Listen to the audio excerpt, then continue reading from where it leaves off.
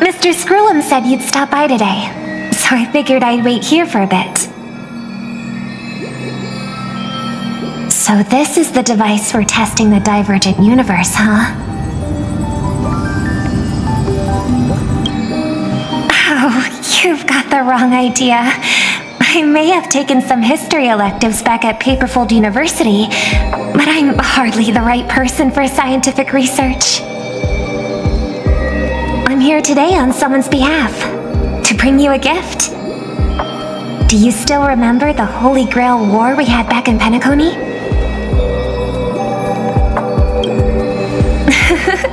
Not surprising at all. This so-called Holy Grail curio is bizarre indeed. Even though I still recall that adventure we went through together, some of the details get a bit hazy when I think back on it. Old Odie gave me this Holy Grail as a token of gratitude for everyone who participated in the war. I wanted to display it on the Radiant Feldspar. He agreed, wholeheartedly, saying, Ho ho ho ho! What better decoration for the Radiant Feldspar than a cup set to grant any wish? Talk about grandeur! Mr. Screwlum was entrusted to neutralize the power of the Holy Grail. Now it's just an ordinary dream bubble, stripped of its wish-granting properties.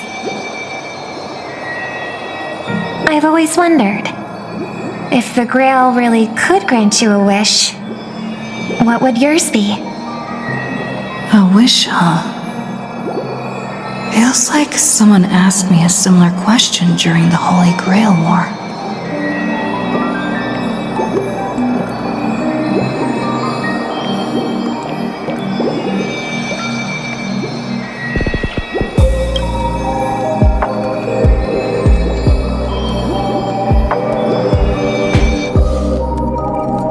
As Penacony's last festive superstar, she was once the center of everyone's attention. And now, with the unprecedented First Penaconian Holy Grail War about to kick off, she is back in the spotlight.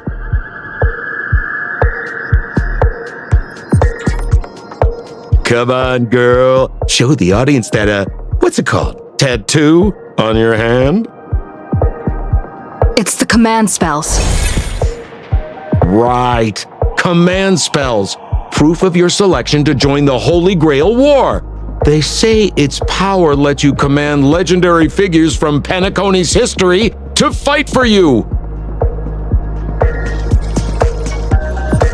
And now let's give up the floor to the star reporter of the Crystal Daily.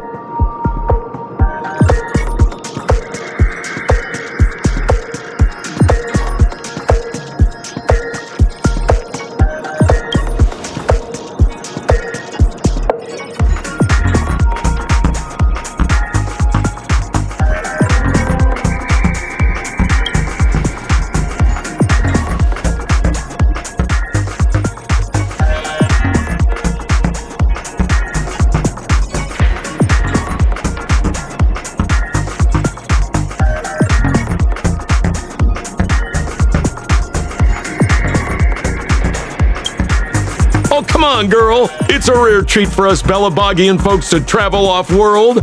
Running into an old friend on an alien planet. Ah, that's pure joy. Sure, the occasion might be a little weird, but don't tell me you don't recognize us. I promised Pitch Dark Hook the Great we'd record every thrilling moment of this trip to the planet of festivities for the folks back home. And here we are stumbling upon you being interviewed for the Penaconian Holy Grail War. I see. I was just wondering why someone else was taking my job, considering our channel secured exclusive rights to this interview and broadcast. Security! Clear the area.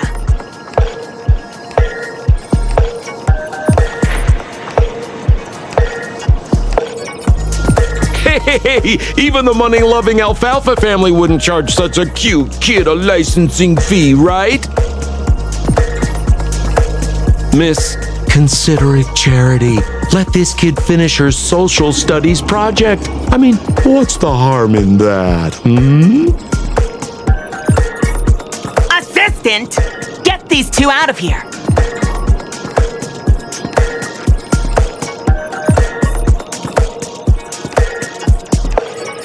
The Alfalfa family proudly presents the First Penaconian Holy Grail War. We'll be following the Masters every step of the way, bringing you the freshest, most exclusive coverage. Before we continue our interview with the Nameless about the Penaconian Holy Grail War, let's cut to a quick commercial break.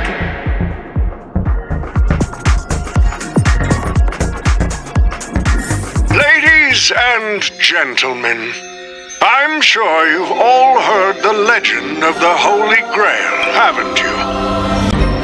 Across the vast cosmos, such tales abound. Seekers embarking on grueling journeys in pursuit of a miracle capable of turning their deepest desires into reality. Yet, only a rare few ever have the privilege of witnessing its existence firsthand. But today, I bring you all that very opportunity. I have brought the omnipotent wish-granting chalice, the Holy Grail, to Penacony. Of course, the right to make a wish is a privilege beyond measure. And like most competitions in life, if you want to claim your reward, you'll have to fight for it. The Holy Grail will summon heroic spirits, legendary figures from Penacony's rich history, and bring them back to life. And you, daring dream chasers, will become masters, commanding these servants in battle until only one survivor remains. Worried it sounds a bit violent? Afraid it might turn into another Tychean Robo-Ball competition with limbs flying and blood spattering everywhere? Fear not. Mark my words. In the sweet dream of Penacony, there is no such thing as death. Any violence you witness is nothing more than harmless spectacle. The only thing real is the prize of having your wish come true. After all, this is the planet of chasing dreams. Here in Penacony, anyone with a dream in their heart has a chance to make it a reality. Now, brought to you by the Alfalfa family and proudly sponsored by Soulclad, the high-stakes battlefield where dreams are on the line. The first ever Penaconian Holy Grail War. Let the games begin.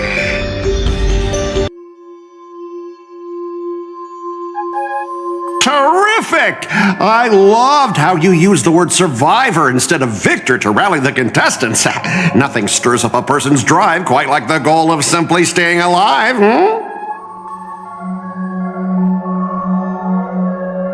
What an inspiring speech, Mr. O.T. Even Louis Fleming himself couldn't have done it better. Easy on the sweet talk, kid. I'm not here for your flattery. I brought you in because I expect you to give it your all and become the survivor.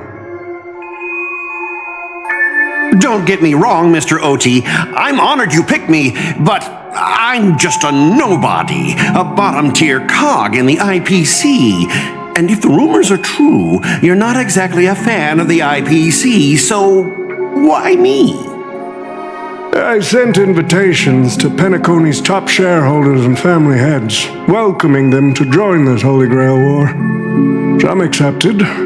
Others turned their noses up, dismissing my carefully orchestrated spectacle as just a marketing stunt. Seems like living in luxury has dulled the ambitions of the so-called elite.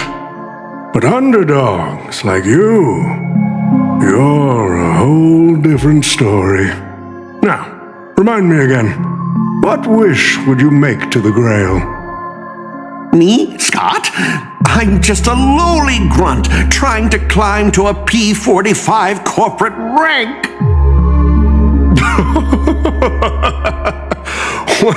What a delightfully mundane wish. You aren't even dreaming of rubbing shoulders with legends like Diamond or something. But compared to lofty nonsense like world peace, your dream is refreshingly grounded.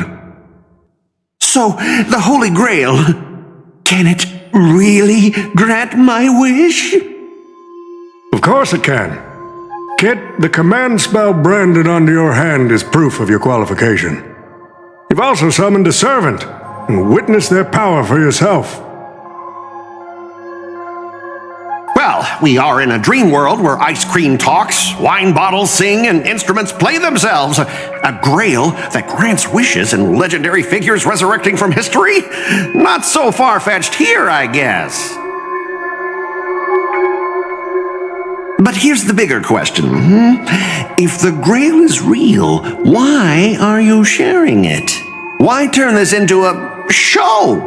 Let's face it, if I were in your shoes, I'd keep it to myself, make my wish quietly, and get filthy rich. A sharp question, Scott. Let me put it this way. Picture an old man who survived 10 Amber Eras, navigated countless conspiracies and power struggles, accumulated an endless fortune, and climbed to the absolute pinnacle of Penacony. Now tell me, what's left for such a person to wish for? More money and power? No one ever thinks they've got too much of either, right? I don't know. You tell me, Mr. OT. You're already getting close, kid. But a single wish, that's far too small to satisfy me. I want to transform the Holy Grail War into an unprecedented form of entertainment in Penacony. Imagine meeting historical legends, summoning them as servants to fight for you, and finally making your wildest dreams come true. This will be Penacony's next grand spectacle, standing alongside the Charmony Festival as a beacon for the universe's attention. Dreamers and wealth beyond measure will pour in, far more than ever before. And for the first ever Holy Grail War, what story could be more compelling than the wish of a nobody coming true? Understand now? I get it now. Don't worry, Mr. OT. I won't let you down. As a lone wolf, I've learned how to survive, no matter how desperate things are. But I'm not gonna lie, Mr. OT. Just now, during that broadcast, I saw someone who's dragged me down to rock bottom more times than I can count. Funny how fate works. She's here on this battlefield, too. Let me guess. You mean that Nameless from the Astral Express? A real showboat and a tough competitor, I'd say. Oh yeah, in terms of pure strength, the old me couldn't compete with that monster and her crew. But the person I am today, I'm not the same man I was back then. As a master, survival hinges on using your summoned heroic spirits, your servants, wisely, and utilizing their noble phantasms. Isn't that correct, Mr. Raka? While the Holy Grail War is ongoing, please address me as Greedy, producer. Actually, during this war, he should call you by the code name Assassin. You're right. In the current Penacony, the name Greedy carries no weight. Best not to bring it up. You got a chance at a second life. It's best to let go of fragile pride, old friend. Names tie you to your past. They also expose your weaknesses. A wise competitor hides their true self from the opposition. Listen up. I had to offer him film credits and the chance to experience a heroic spirit's memories just to convince that director to act as your vessel. You've always dreamed of creating a masterpiece that would shake the world and cement your name in history, haven't you? On that point, you and Mr. Rekka share the same goal.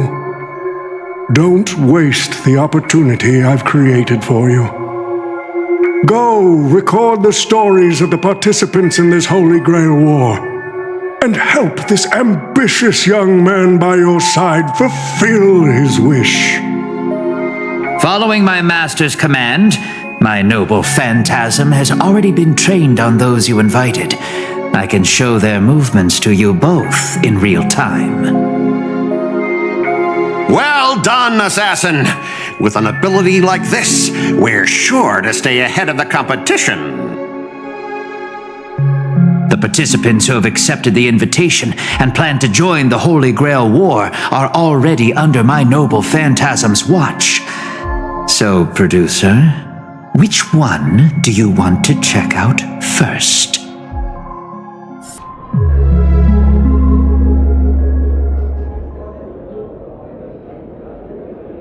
But what's even more Penaconian is this omnipotent wish-granting chalice. Oh, listen to that. Doesn't it sound like a cheap business scam? Only someone from a backwater place like Eurilo 6 could be fooled by a trick like that.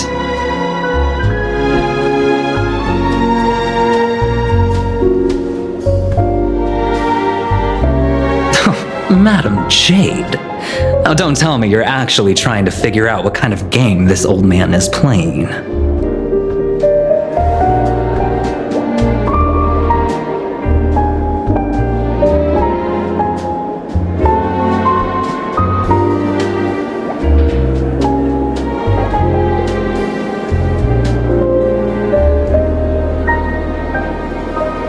Fascinating. Well, people with real power wouldn't waste a second of their time on something like this. I mean, who would lower themselves just to entertain him? And if this so-called Holy Grail turns out to be nothing but a marketing gimmick, then things are gonna get really interesting.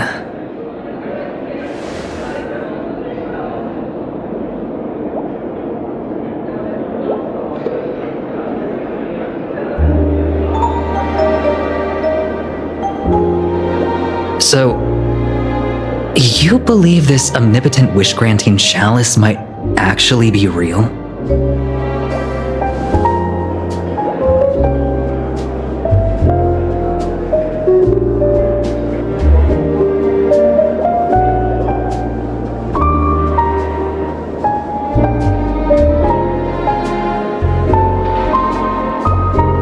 So does that mean you're interested in accepting the invitation?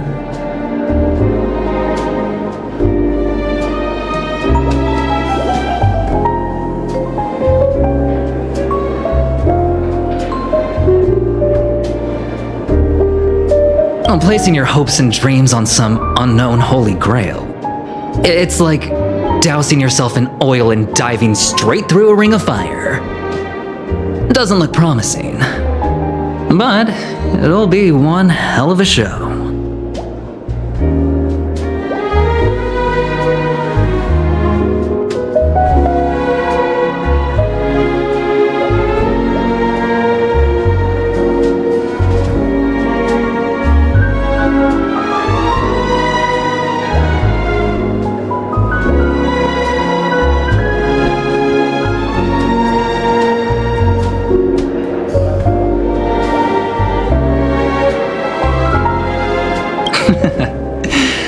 I knew it. Penacony and I just can't seem to stay apart. But I have to say, the way they mark the participants, not exactly pleasant.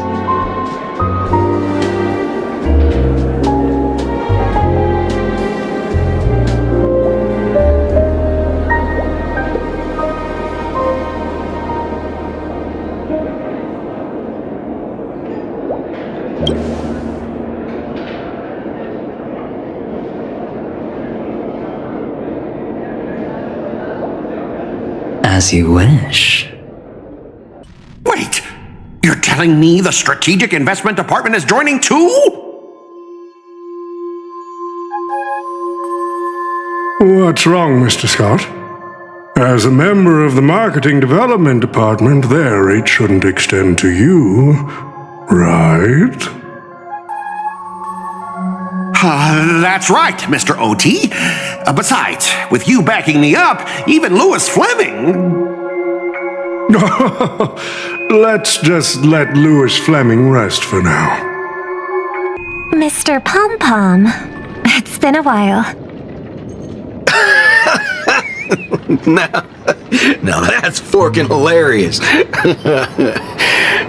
Girl, I know my identity's a little touchy, but here in Dreamflux Reef, just call me by my name, alright? It sure has been a while since we last saw each other. Not since that monkey raised hell here. How'd your agent even let a big-time star like you put on a street performance like this? A true singer doesn't only perform for the ones who can afford front row seats. But you, Mr. Boothill, your appearance here means something big's about to go down again in Dreamflux Reef, doesn't it?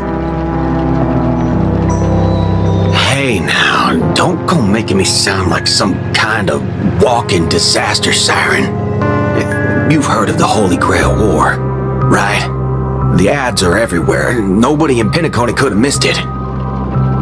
Wait, are you telling me you're joining the Holy Grail War? Oh, why do you sound so shocked? Am I not supposed to? That's not what I meant. Or maybe that is what I meant. As far as I know, only the family heads, IPC execs, and the Astral Express crew received invitations to this Holy Grail War. Basically, the decision-makers of Penacony. And ain't I Pom Pom, a member of the Astral Express? That's not what I'm saying. Relax. I'm just messing with you. For some reason, that old man went and sent an invitation to Dreamflux Reef, too. Micah figured things might go down the same way as they always do. The folks up top have their fun, and the people below take the hits. So, he sent me the invite. Said I might be interested. I see. So Mr. Micah's asking for your help in his own way. Makes sense. I mean, after all, I'm a two-time hero of Penacony. Sunday, the monkeys. Daggone my stupid mouth. Why'd I bring that up? Sorry. Listen, I don't care about any muddle-fudging Holy Grail, but a Holy Grail War. Now that sounds dangerous. Yeah, I get that feeling too. Summoning dead guys from their graves to duke it out, winner takes all. That sounds like something those IPC shirtbags would come up with. No heckin' way I vibe with that kind of setup. But, since I took Micah's request, I gotta see this through. Make sure things don't spiral out of control. Alright, time to get prepped. Up next, per the invite's instructions, summoning the heroic spirit. See ya. That guy, that's the wanted criminal in Boot Hill. Mr. O.T., sir, can't you revoke his qualification? Letting a criminal join the Holy Grail War is way too dangerous. What if he wishes for every single IPC employee to drop dead? That'd be the end of us. Kid, you're basically admitting you think that cowboy is going to win the whole thing. Where's your confidence? You gotta keep your head in the game. Once you accept the invitation and are branded with the command spells, your qualification as a master can't be revoked. Then we should send out the bloodhounds and take that criminal down immediately! But Mr. Boothill wasn't wrong, was he? He saved Penacony twice before. If we jumped the gun and hunt him down now, that wouldn't be very tactful. Why are you so scared of this guy, Scott? Let's just say there's some personal history. He's got a particularly brutal way of handling my department's people. Oh, then isn't this your perfect shot at vengeance? Win this war, and you can bring that cocky cowboy crashing down yourself. Don't worry, Mr. O.T. Forget a small fry like Boothill. If the traps are set right and the schemes are airtight, even Louis Fleming wouldn't be able to escape. Who the heck keeps tossing garbage around? The next passenger Pom-Pom catches littering is going to have to write down the train's sanitation rules 100 times! Huh? The first Penaconian Holy Grail War? Inviting the Astral Express to join? Sounds like the kind of spectacle that might interest you. Seems like she's not around. Maybe I should pass this to March and Don Hung instead. Wait, why is there graffiti on Pom-Pom's hand? It won't come off! Who's behind this prank? The world's turned upside down. Even the animals on the Astral Express can enter this tournament. Mr. Odie, should I take care of this first? No need. Letting a contestant like them compete just makes things even more interesting. The stage is set, and the characters are all in position. But, Master, for you and me, this Holy Grail War comes with a few complications. Yeah, the competition this time is no joke. No, what I mean is, if you look at the backstories of the participants, they generally fall into 3 categories. Those who are in direct competition with your department, those who have a personal grudge against your department, and those who see you as their sworn enemy. In other words, from a narrative standpoint, every single participant we've identified so far is likely to target you first. It's us. You call that a complication? Like I didn't already know everyone here has a bone to pick with me?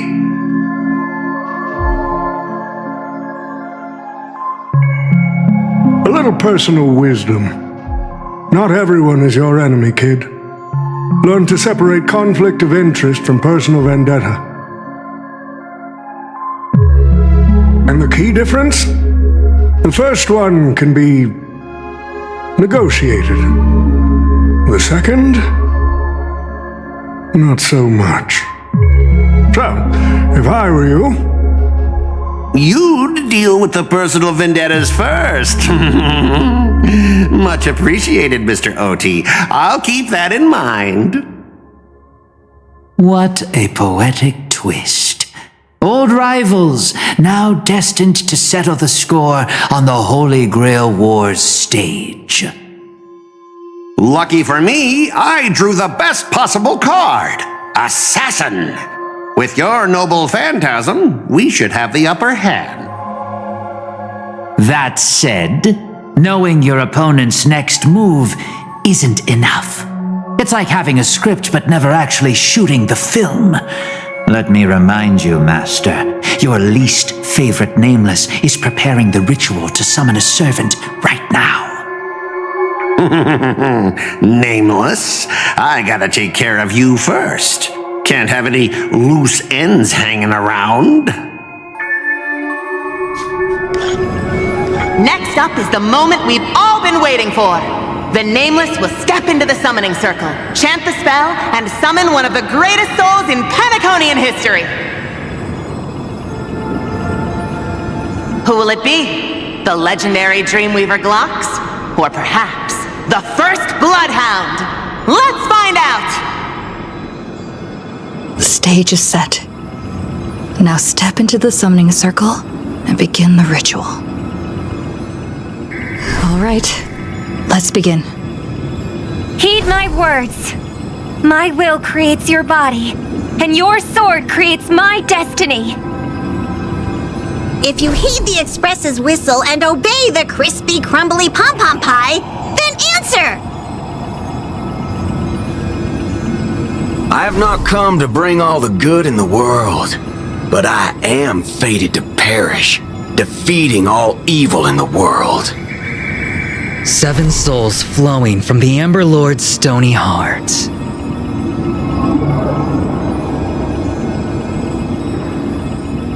Come forth from the circle of binding, guardian of the scales!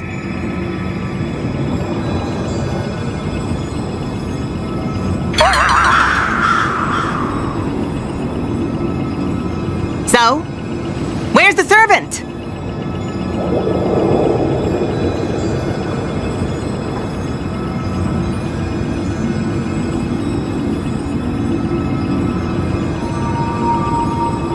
Where's my servant? Oh, I wish I could capture this pathetic little moment of yours and pass it down as a family heirloom for generations. I was actually worried you'd luck out and summon some terrifying servant. But turns out you're just plain cursed.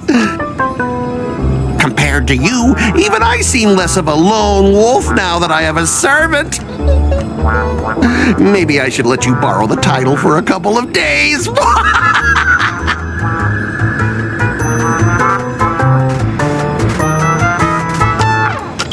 Scott? You again? Why is it always you? What? You think I came all this way just to get payback? Oh, don't flatter yourself.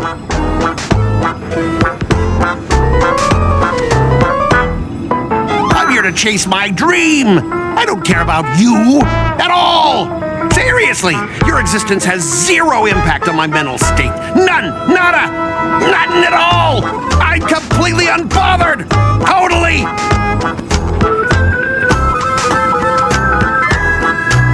Let's not waste time.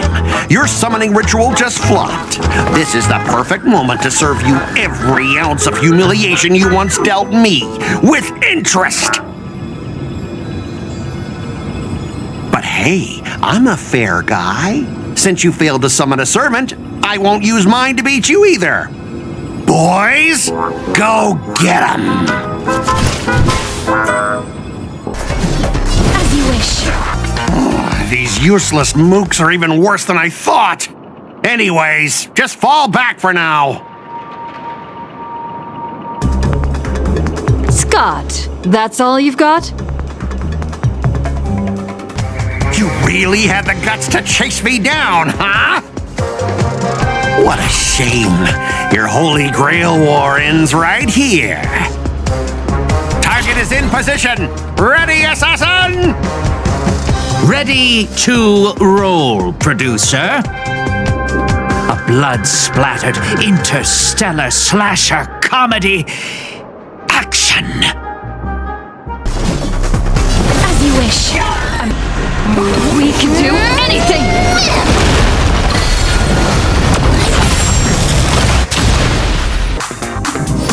That spear! What just happened?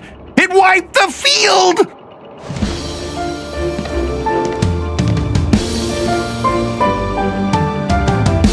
Don't tell me this guy's your servant! Assassin, do something! Someone's crashed the set, producer. I'm not built for frontline combat, and that guy is bad news. So, how about we take the smart approach and run?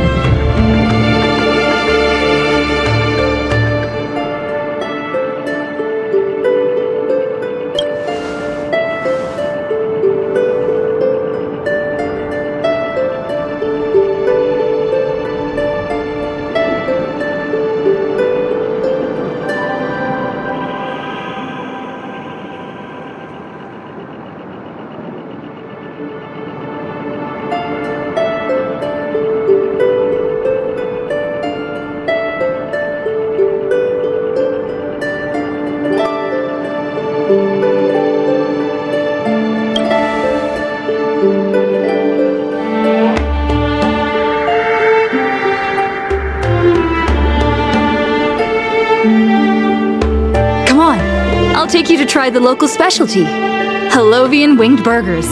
No way your world has that.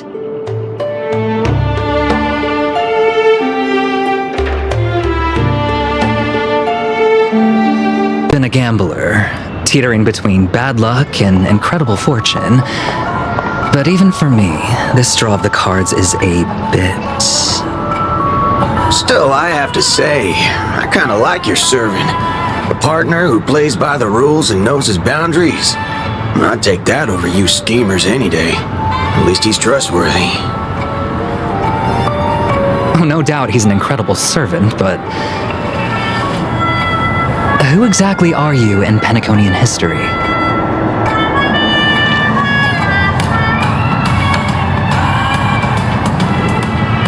Oh, looks like, well, just like your servant, he's from another world.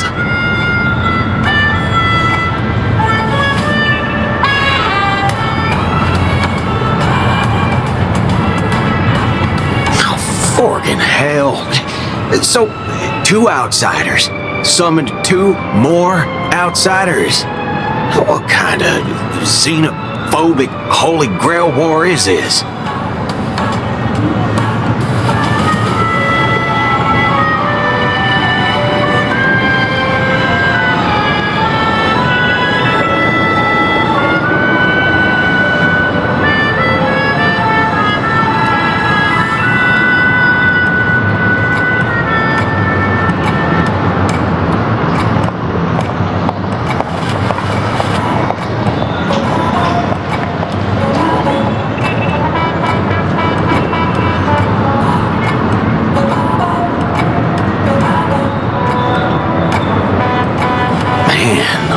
Asked you to do was a little recon. How'd you end up looking this beat?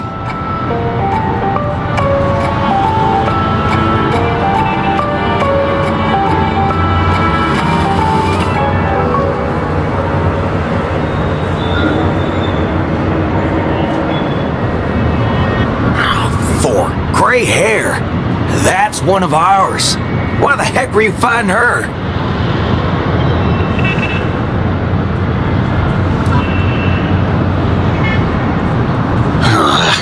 Guess we'll have to clear up that little misunderstanding when we meet. Huh? You said her heroic spirit is like you guys.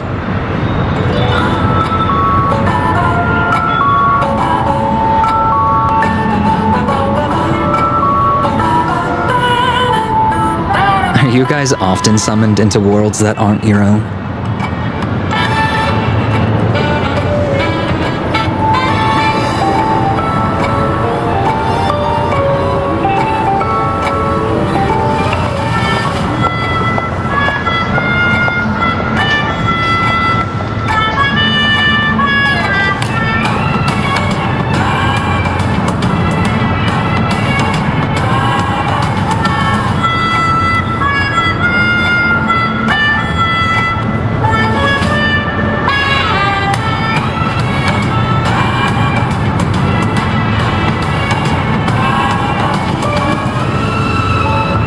What do you mean by a wrong Holy Grail War? Do you mean that in your world, the Holy Grail War is a common ritual, but in our world, old Odie completely botched the process?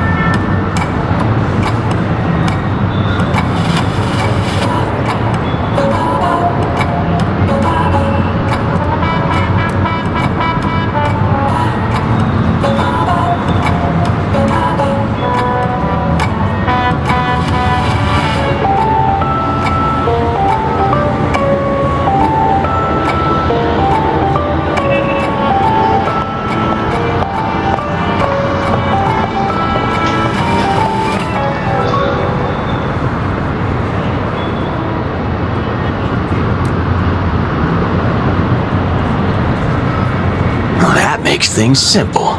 We just find the muddle fudger behind this Holy Grail War and drag them out into the open.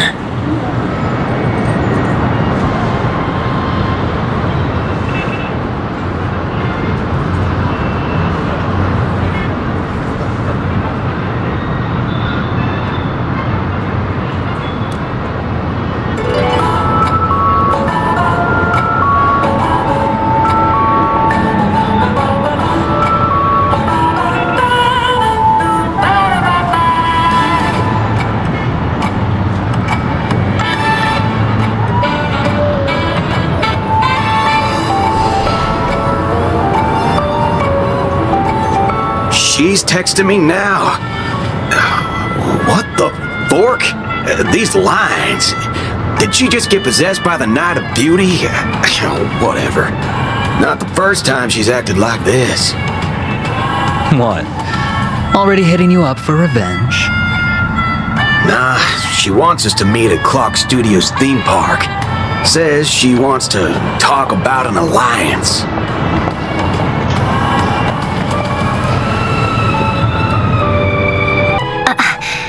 I thought a heroic spirit would look... I don't know... more special? This isn't quite my true form, but I'm afraid this is the only way I can appear before you.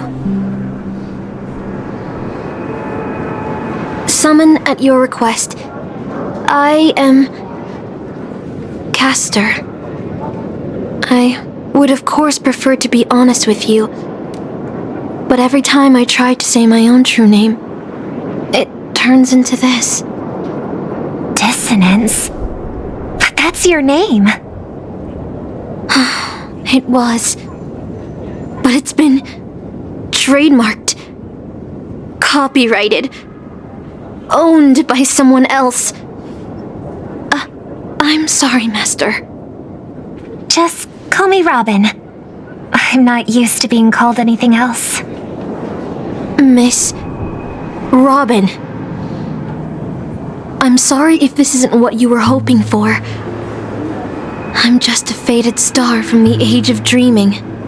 A piece of dead skin in an industry that sheds its past without a second thought. I was brilliant. Once. Who was I? Well, maybe you'd find the answer buried in some old, forgotten magazine. They used to call me the eternal silver screen beauty. The golden note of Shipei's legacy. I've had even more names. But ever since I first stepped into the limelight, I've never had my own. Not even in death. Not even now. When I've been dragged from the grave to perform on this new world's old stage.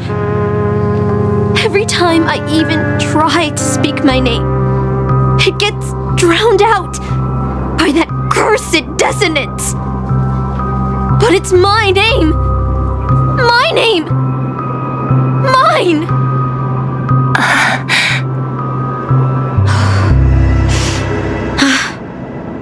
I'm sorry. It's okay. Let it out. I get it. Sometimes I want to lose control too. When we're on stage, under the spotlight, performers like us have to keep our composure. Since you can't use your real name, what should I call you? Castor. That's the title the Grail assigned me. No, I don't like that. I want a name you chose, not a name that was chosen for you. Thank you, Miss Robin.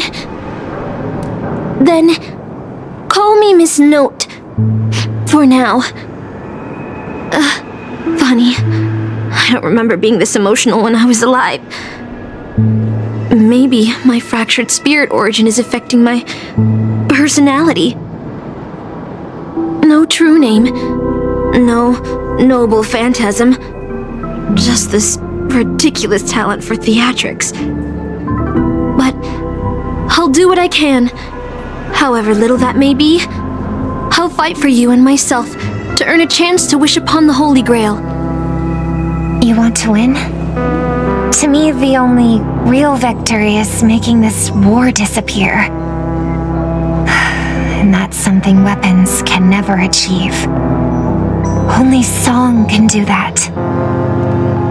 But people always remember the ones who win wars, never the ones who try and end them. Whether you want to end this war or win it, you're going to need allies. No performance is complete with only the lead on stage. I know. I was just thinking the same thing. Out of everyone in this war, there are at least 2 people I can trust. I've already invited one of them, and I plan to lay everything on the table for her.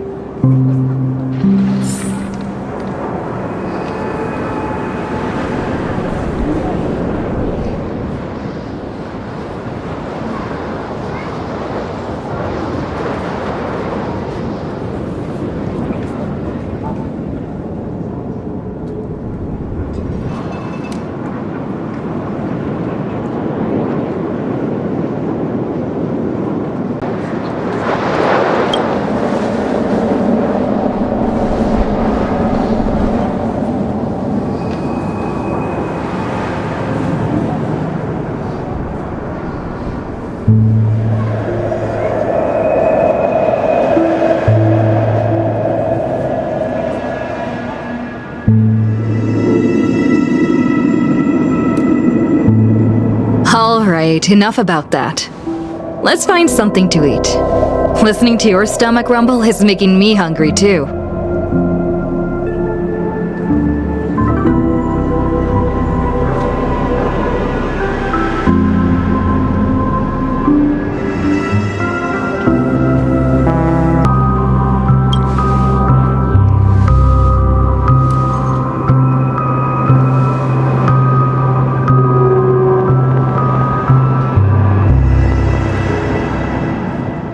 My dear guests, welcome. What would you like to eat? Wait a minute.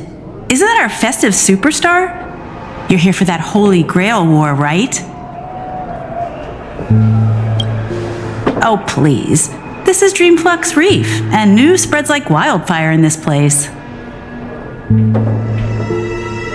And this must be the heroic spirit you summoned, huh? Dare I ask, miss? Which famous person from Penaconian history do you represent?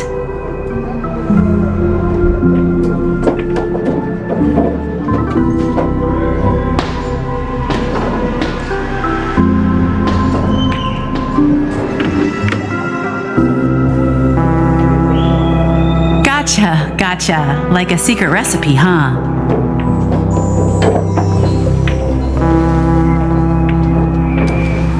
If this is your first time in Dreamflux Reef, I highly recommend the Halovian Winged Burger. It's a burger you won't find anywhere else. Our store only uses pure organic ingredients sourced from the Memory Zones farms. The soil they're cultivated in is free of harmful emotions.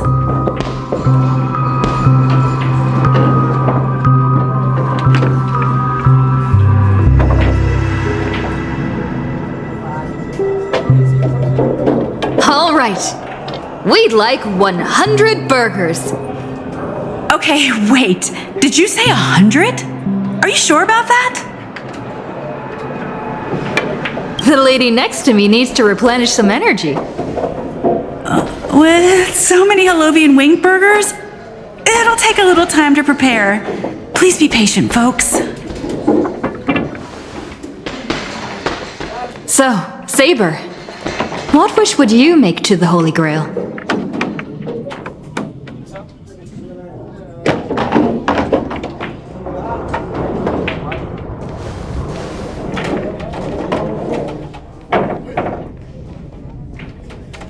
Two Halovian wing burgers, 2 bottles of Suza juice.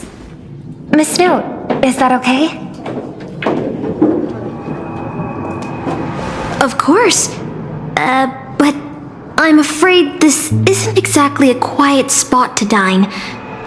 We have a rather noticeable servant in front of us.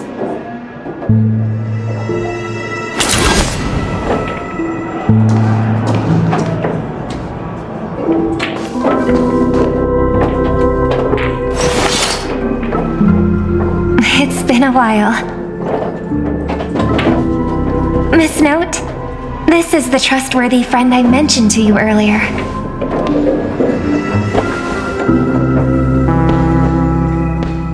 Excuse me. Could you please put their meals on my tab as well? Also, make sure we have a quiet dining experience. No interruptions from the other guests. I'll leave an extra tip for that. Thanks.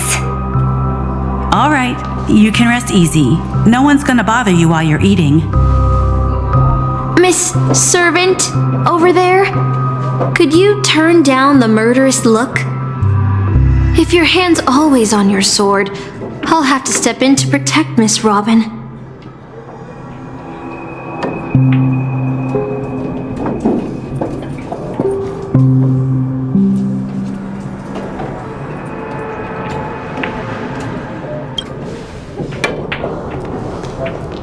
Sorry to interrupt, dear guest, but if you're gonna fight, maybe you should eat first. Your Harlovian wing burgers are ready.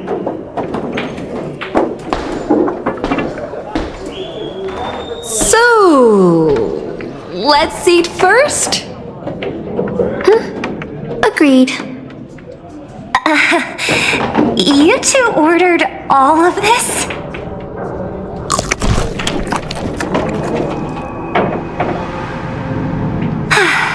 It seems they've all calmed down after eating. The dinner table really is the best place for diplomacy. No problem at all. I love seeing people smile after they're full.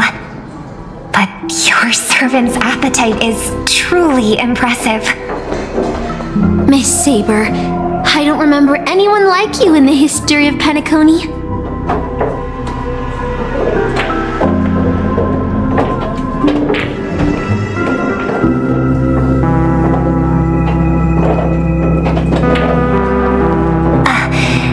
I don't quite understand what you mean.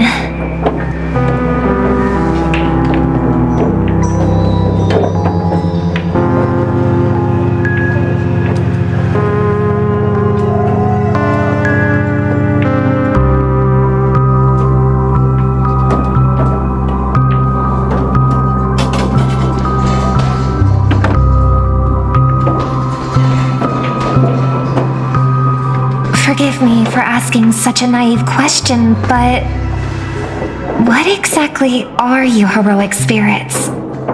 Are you truly the souls of historical figures who have passed?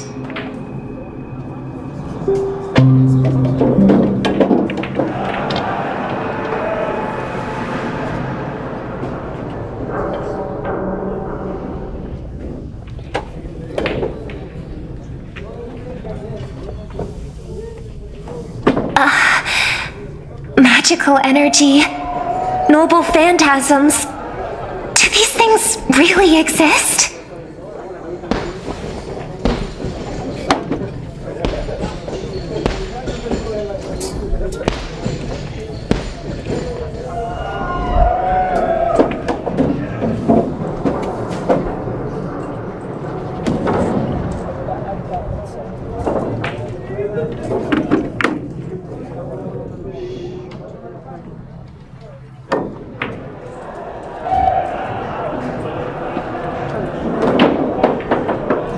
In life, I wasn't anyone special, so I'm quite surprised to have been summoned as a heroic spirit. I don't have the sense of security that Miss Saber has, nor have I even retained my true name. I honestly don't know what a servant as weak as I am can do for my master. Miss Note.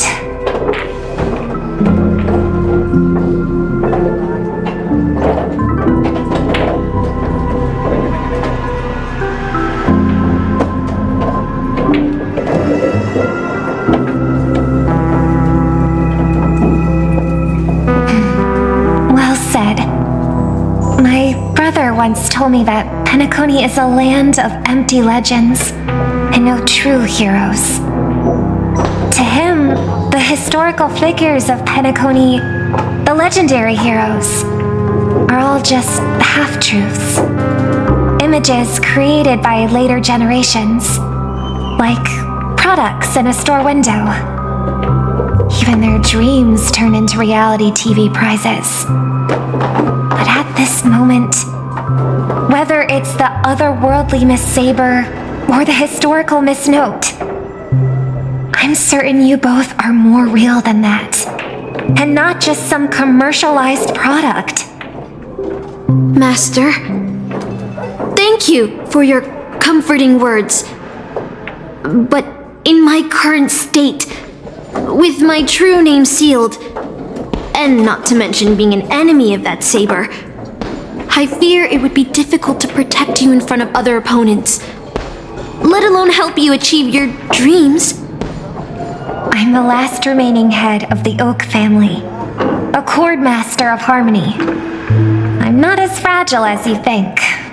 And as of now, I no longer have a wish to entrust to the Holy Grail. Master, what exactly are you saying? If you no longer have a wish to entrust to the Holy Grail, why did you accept the command spell, step into the summoning circle, and call me here? I joined this game held by old Odie with mixed feelings.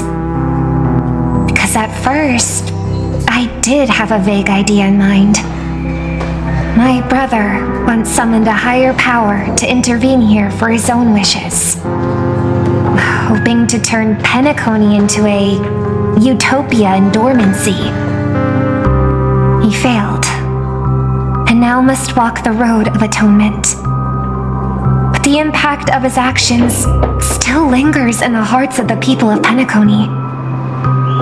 I wanted to use the Holy Grail to erase and heal those scars, to make up for my brother's mistakes. But now I realize I was wrong. Summoning Miss Note to the present world showed me that the Holy Grail does possess some sort of power. And entrusting my vague, unclear wish to an unknown entity would lead us down a very dangerous path. Regardless of my intentions, my wish is still selfish. It's no different from my brother's wish. I'm sorry, Miss Note.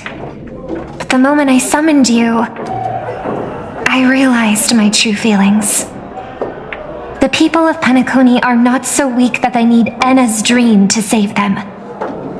I shouldn't ask the Holy Grail for anything.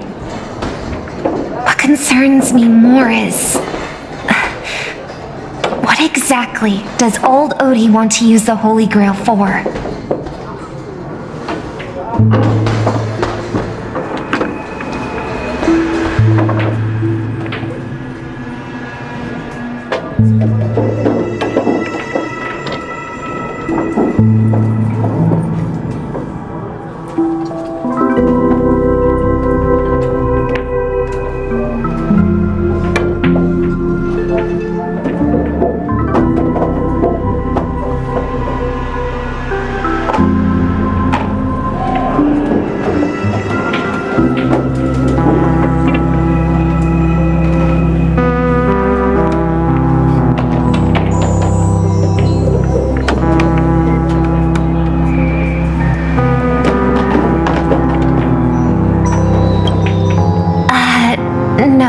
No. We must unite everyone, temporarily setting aside any fighting. From what I know of old Odie, he won't stop this game no matter what. So I want to form an alliance with as many participants as possible. Until we clearly understand the true nature of this Holy Grail war and the power of the Grail, we shouldn't make any wishes too hastily. You're a worthy successor of the Oak family, Master. But I think your plan for alliances is a bit idealistic. Each participant and their servant have their own desires. And until the final winner is decided, no one can guarantee that your trusted friend and her saber won't turn their blades on us. But for now, I'll follow your lead. However, if the situation changes when trying to form alliances with other servants, I'll make my own decisions. Huh?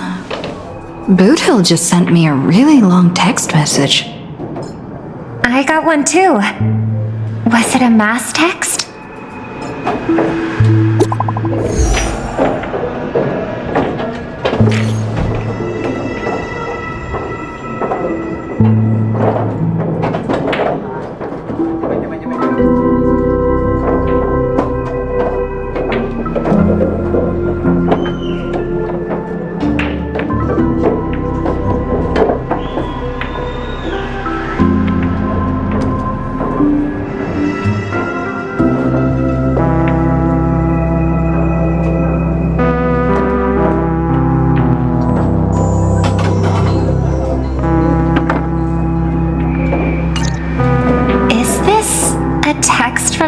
Boot Hill?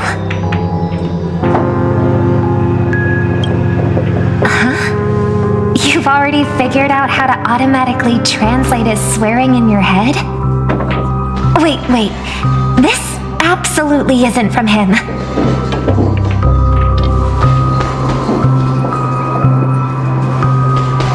See? Peace is just the interlude in a war. That Boot Hill. He's probably already been taken down. No, he's a seasoned warrior. There's no way he's out this early. But someone must have gotten their hands on his phone and is using his identity to lure us to Clock Studios theme park.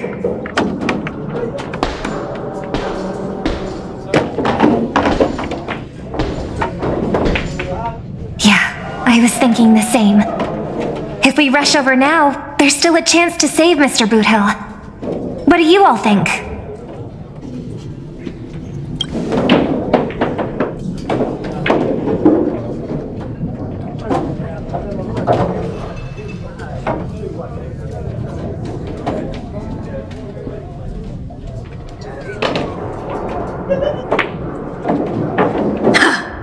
Then let's head out!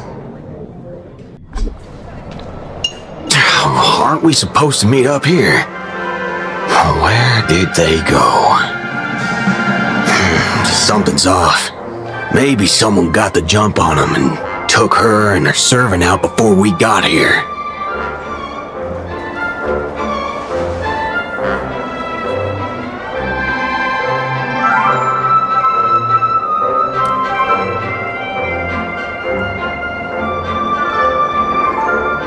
Or maybe our old friend is concerned about an IPC employee showing up.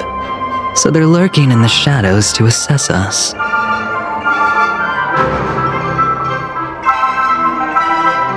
All past enemies can still become present-day allies.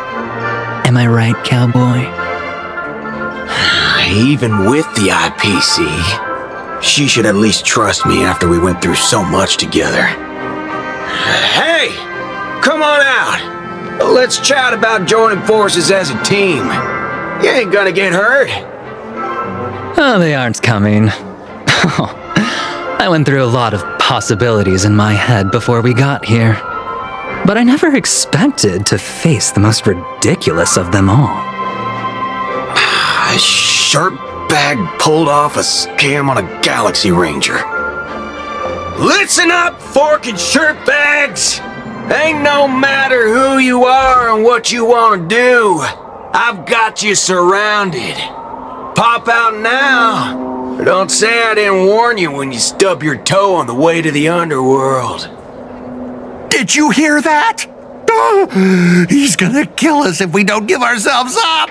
Oh, he's every inch a serious criminal with a huge bounty on his head. I'm positively shaking in my boots with how he talks. Huh?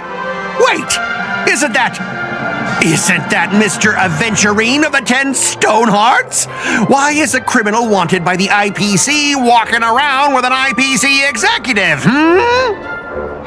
Sir, if that blasted cowboy's got you kidnapped at gunpoint, just give me a blink. Or maybe you two are actually friends? An IPC executive secretly in cahoots with a cosmic fugitive. Assassin, you've got to grab this awesome scene on film. Oh, your servant is Mr. Rekka? No. Wait, now that I'm looking at him, there's something off. Hey, you know him? The guy in the IPC uniform next to Rekka? There are more IPC employees who know my face than there are grains of sand in Sigonia's desert. You think I can remember them all?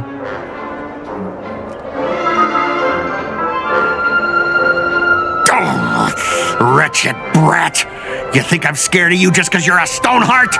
The Strategic Investment Department's reach may be long, but it will never reach my neck of the woods. After I win the Holy Grail, I will make everyone do as I say. I'll make you all kneel before me and beg for mercy, then have you bark like dogs, oink like pigs. No, croak like frogs.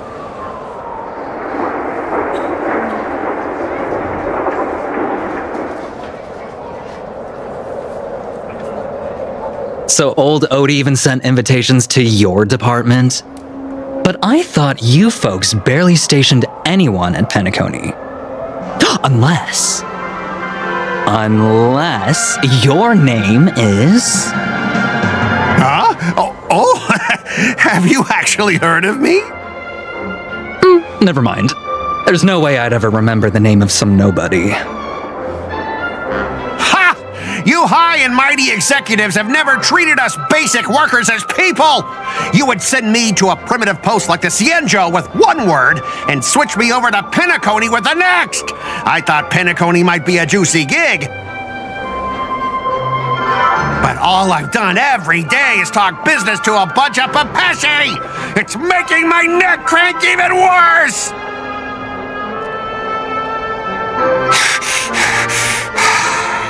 But hey, all of that'll soon be a thing of the past. Aventurine? Ha! I'll replace you and become the new Stoneheart of that name. Assassin, use your noble phantasm to bring me victory! Huh? Do I finally get to see this shrimp servant in action? Archer, get ready for a fight.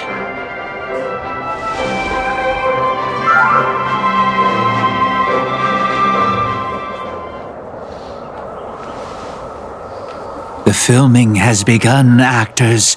Take your positions. Let the camera roll.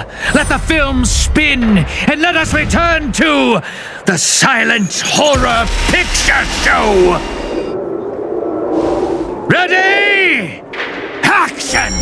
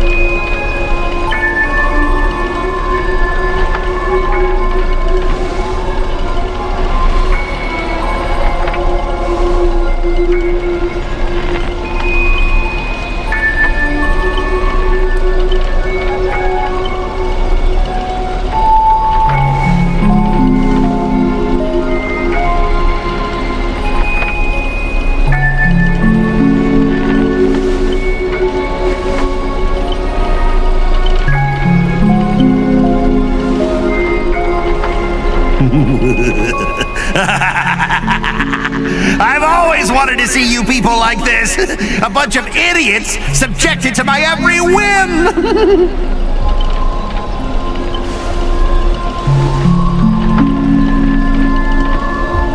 And why have you been reduced to this, may you ask? Because now I am the protagonist. You extras will never be treated in the same way as me. I can't wait to hear what kind of petrified screams you'd be making in this horror show. Oh, wait. Oops, I forgot. No one can hear their own screams in Assassin's noble phantasm.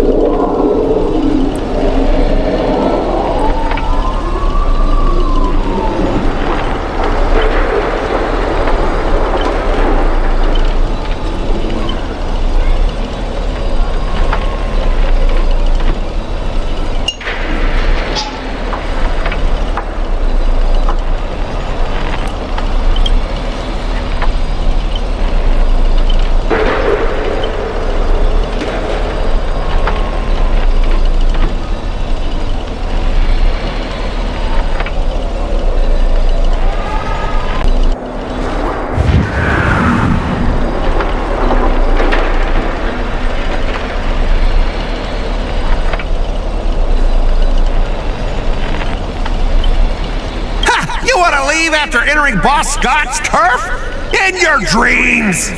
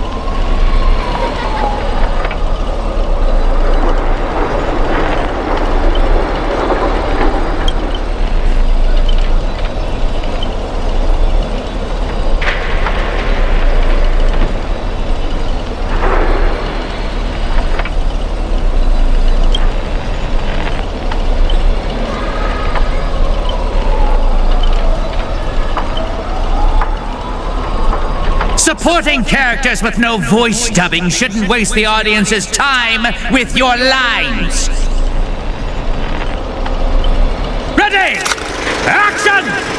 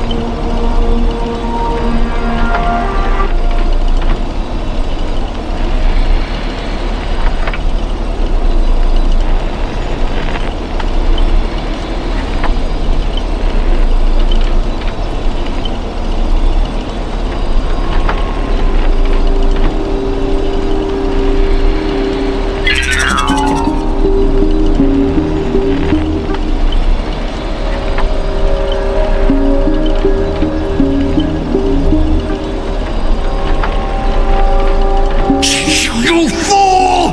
How did you let your true name slip like that? Isn't that supposed to be a heroic spirit's greatest weakness?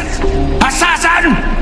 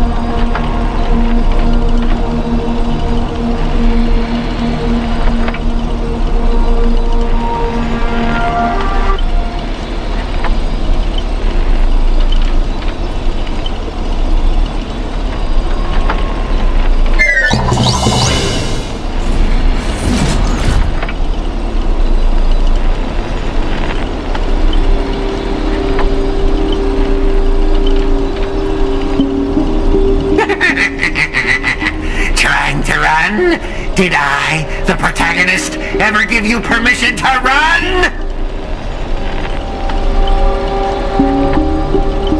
As the star of this film, I'll be the one to personally tear you all apart limb by limb. I can feel...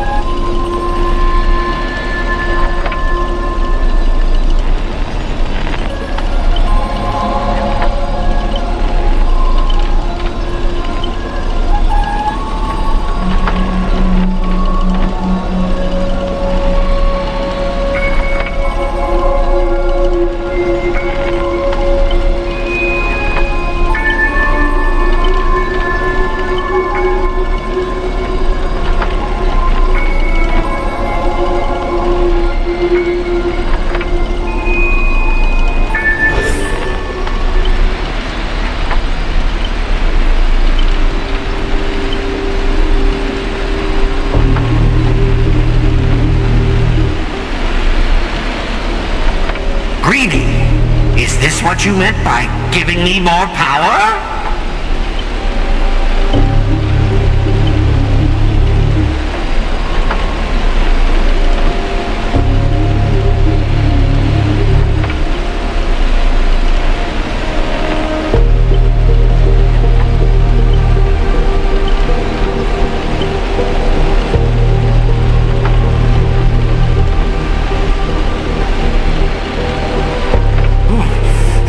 I'm all fired up! Now, I will take back everything you took from me! You shall pay tenfold! No, 1,000-fold!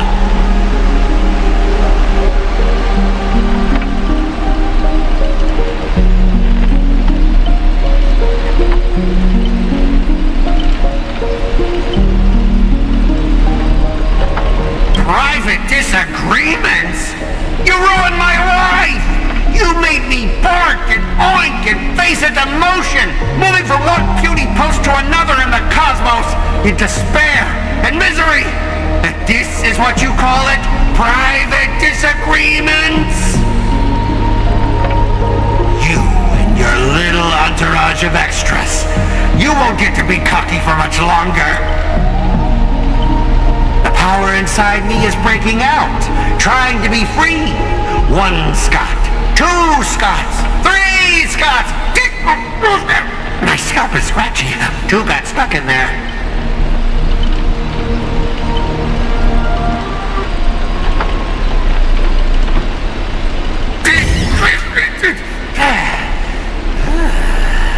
Fear me, mortals, for I am everywhere! In your dreams, in your shadows, right behind your back! Now the Lord of the Wolf Pack, the 1,000-faced Scot, will devour all! As you wish. Receive divinity. We are gathered here today to commemorate the many Scots who have sacrificed their lives again and again. Well, if those deadweights weren't dragging me down, I'd have won ages ago. The true lone wolf walks alone. Only weak rabble sticks together. Coward! You've been hiding at the back all this time. Even my eyelashes did more work than you.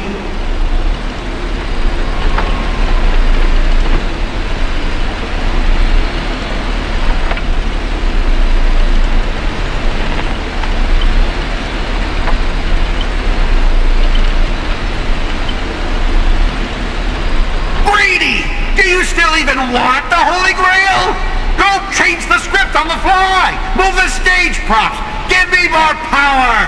Let me crush them all! Crush them in the palm of my hands like a true villain!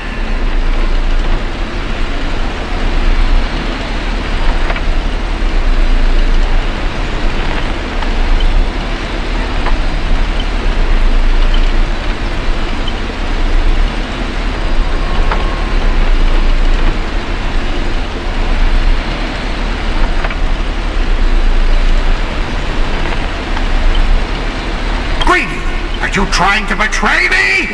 Don't forget, I am your master! With my command spell, you'll have to... Ribbit, ribbit, ribbit, ribbit!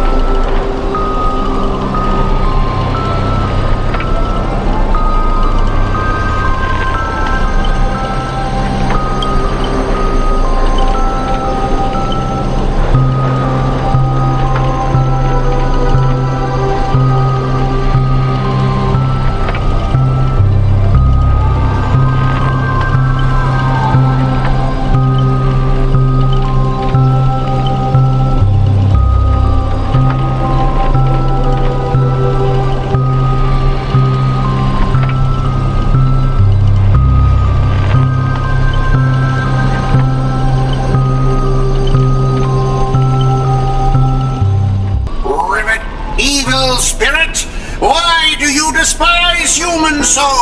Is there not a single ounce of love or compassion in your heart, Ribbit?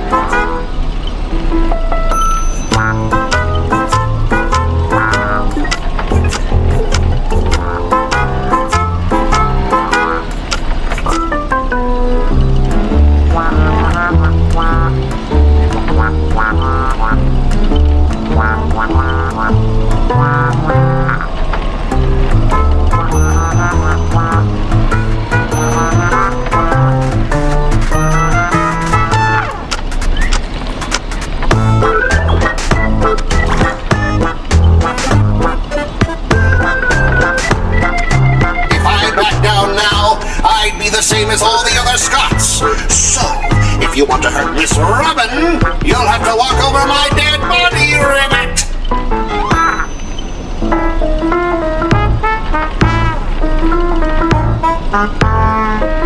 Old foe, you've arrived just in time.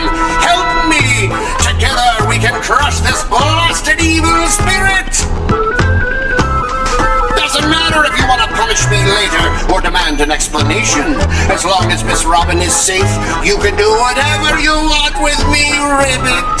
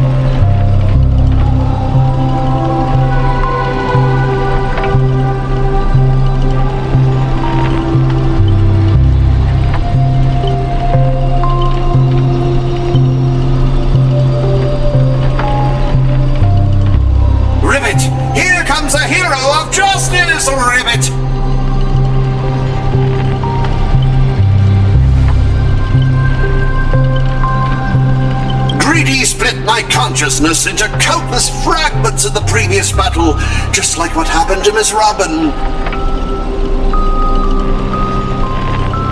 I'm honestly as shocked as you are. Who'd have thought there's justice in that man called Scott? And yet, my chest burns with righteous fire.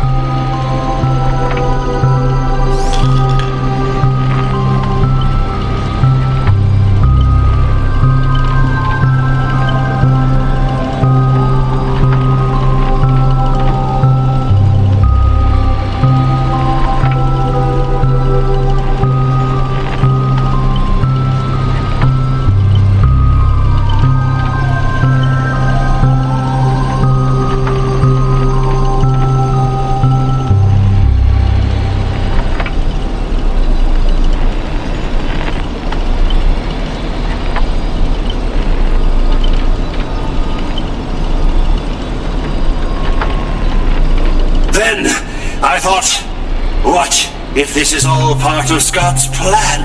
What if the evil side of him is lying in wait within me, ready to spring to action at any moment? I want to go with you to save the other Miss Robins, and I also need someone to kill me if Scott ever takes over my body.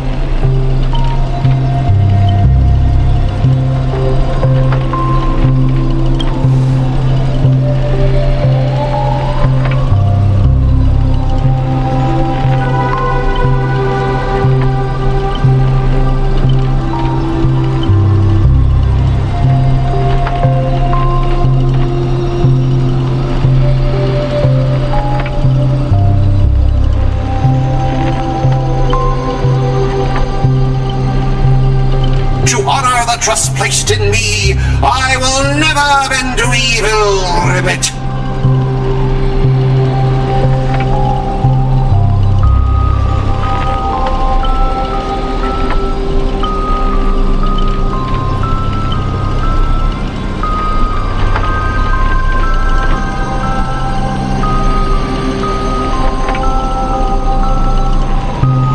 Ribbit, I'll prove my justice with my actions, Ribbit!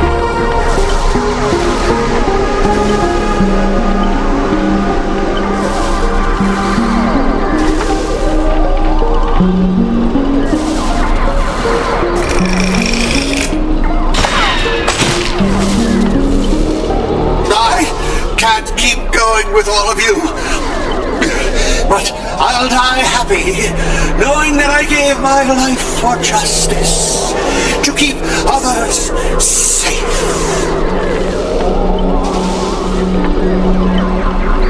Tell Rakshmi, the night we broke up, I lied to her.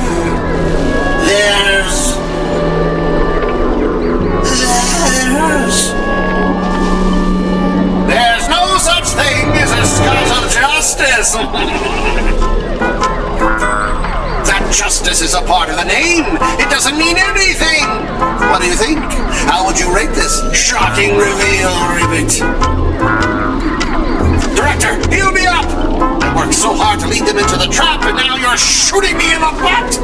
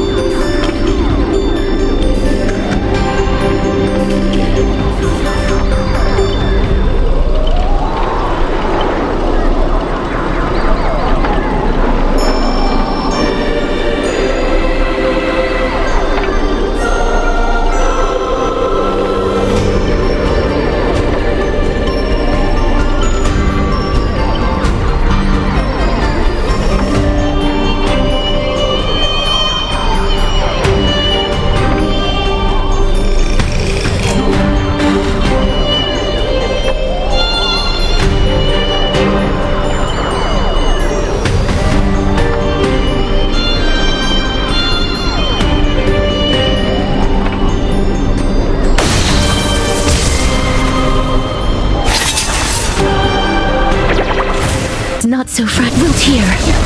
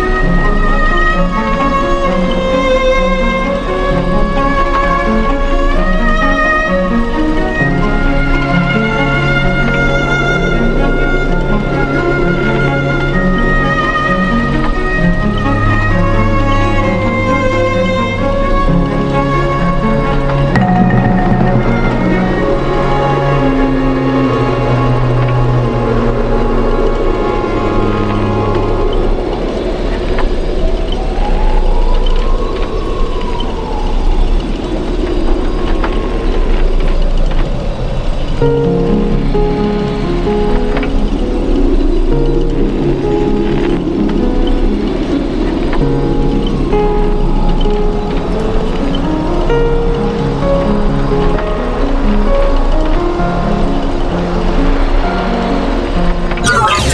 about my bot? My bot!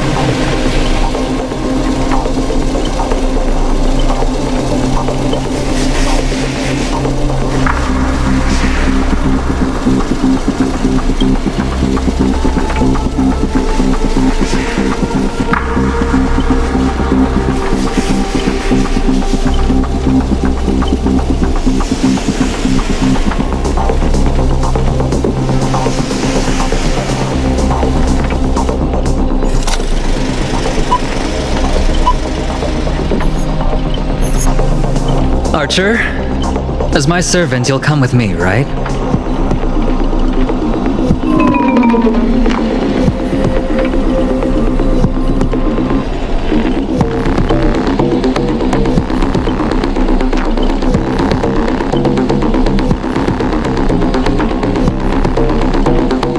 Oh, what's wrong with being a little underhanded if we can win?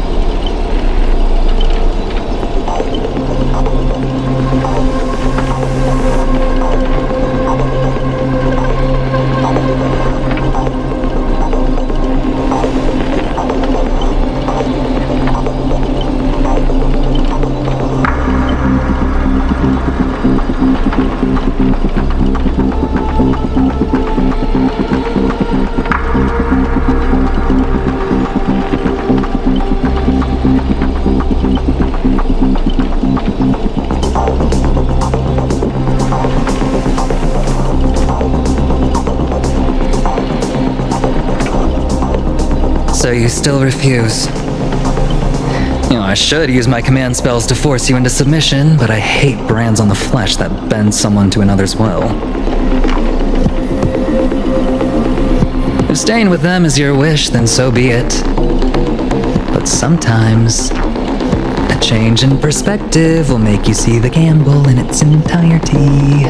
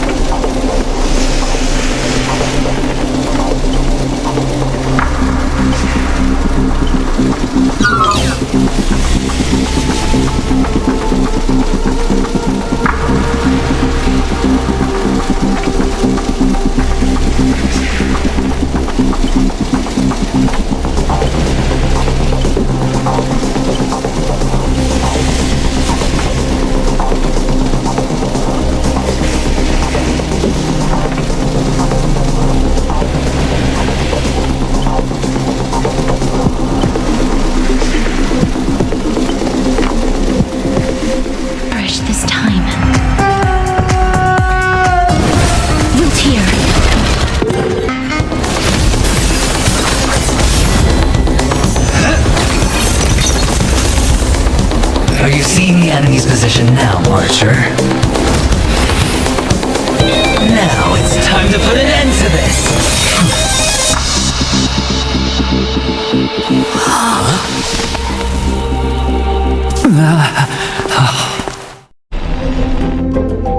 Why do actors in horror films never see where the monsters come from? Why do monsters keep popping into the frame as long as the film is rolling? It's because the true monster is born beyond the set. The director's lens is the real cradle of terrors.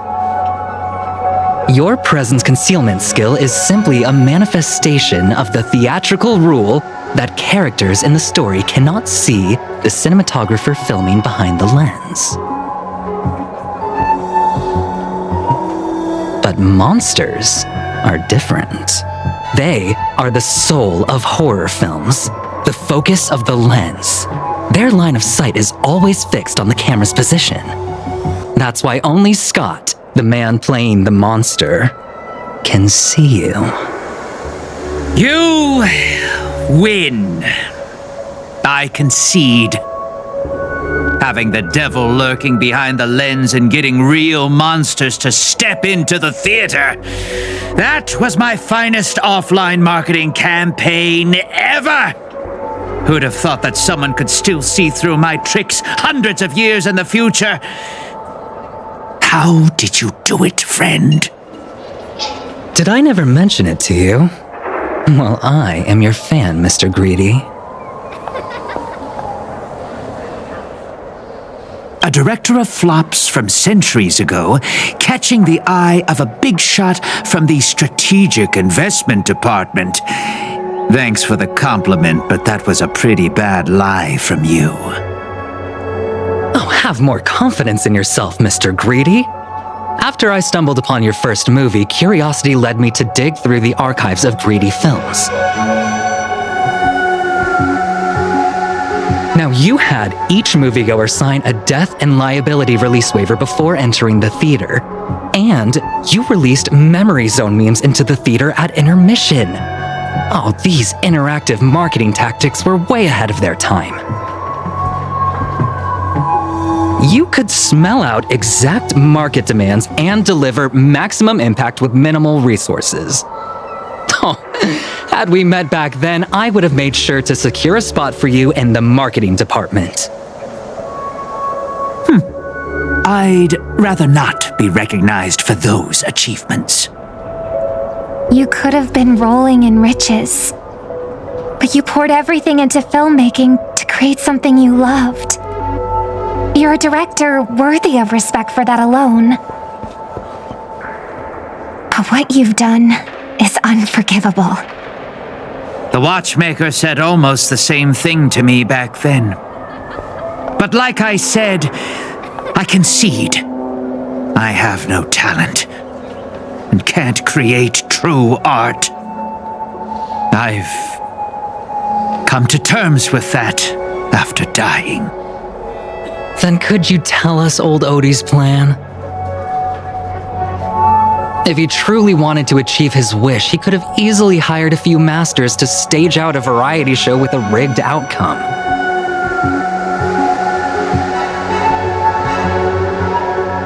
But he deliberately gathered a group of uncontrollable individuals to participate in a Holy Grail war that might never even happen.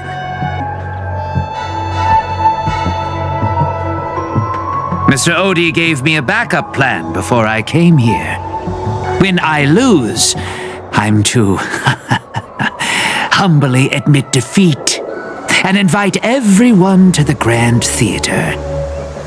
Mr. Odie and the Holy Grail will be waiting for you there. You'll hear all the answers from him. And you, my fan, this little behind the scenes is just for you. I believe the reason Mr. Odie reached out to you all is simple. You'll bring in higher ratings for this show.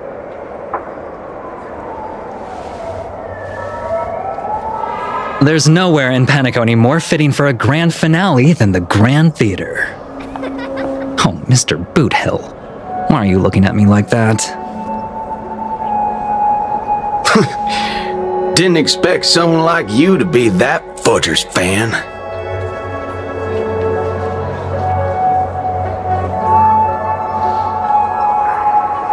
Instead of calling me Master, a word that brings back dead class structures, I prefer you address me as Mr. Aventurine.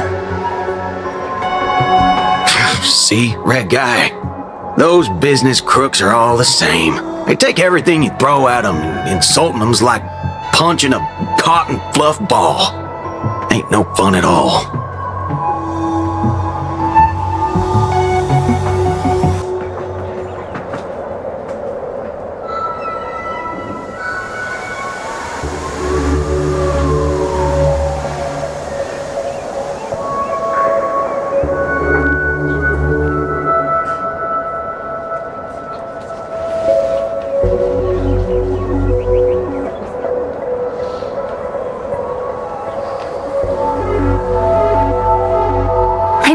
with you. It doesn't matter whether Miss Snowd is now friend or foe. I will bring her back.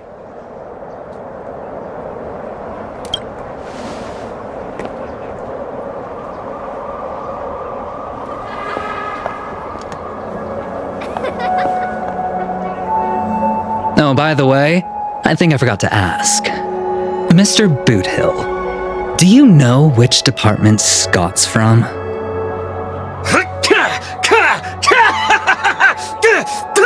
Whoa, yeah!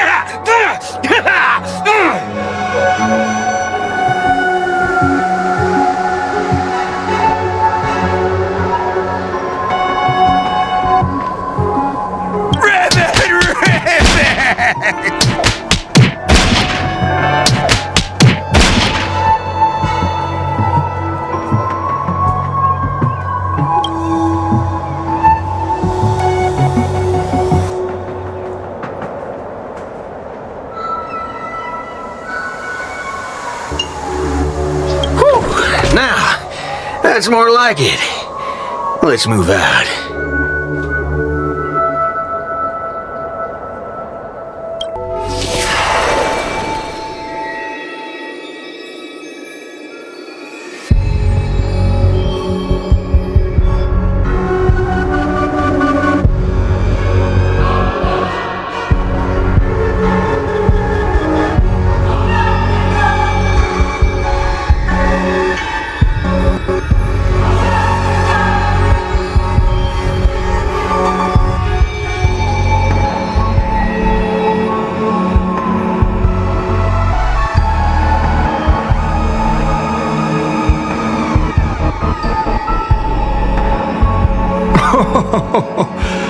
The sharp instincts of a businessman are enough for me to know where and when to make my moves. And the Holy Grail has told me everything I need to know. You are the servant of that Galaxy Ranger. I didn't think your nose would be even sharper than the Bloodhound family's minions. Is it really wise for you to charge in here on your own instead of loyally staying at your master's side? That cowboy's in quite a pinch right now and would appreciate a speedy rescue.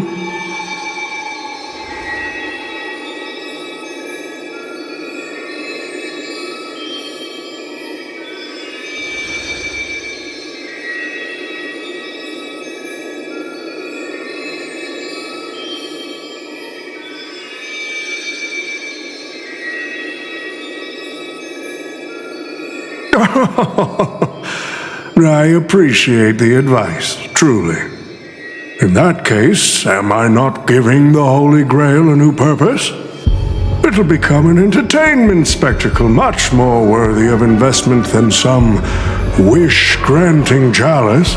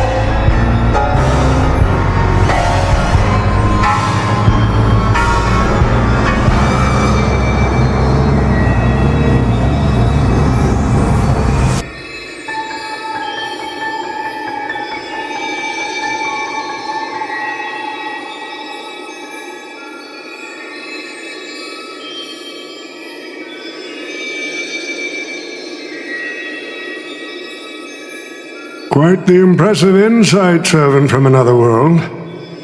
Your presence here was certainly a surprise to me, but you and your friends are needed. The Holy Grail needs more efficient fuel. And that means you. Miss Note? No. It's time for you to show Penacony your true charm.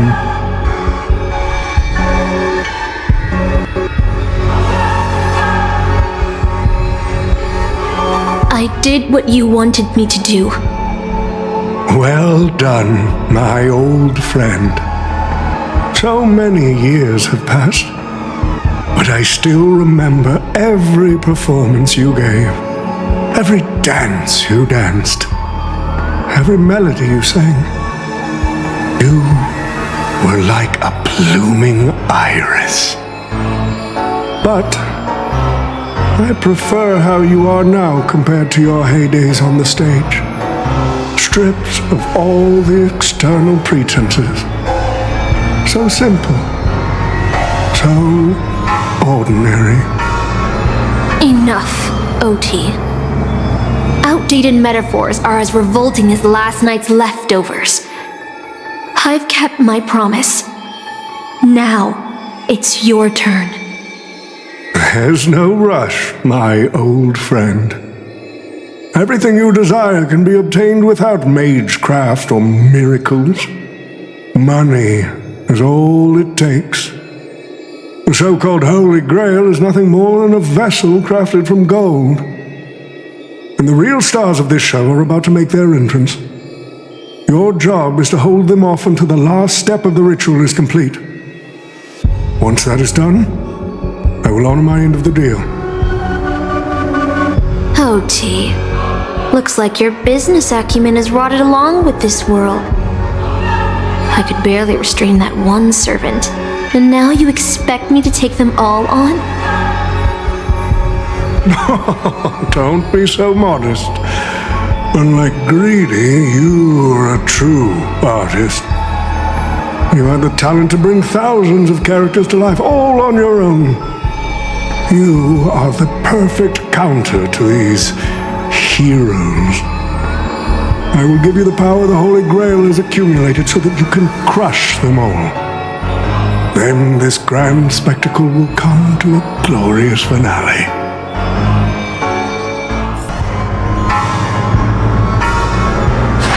Fork it.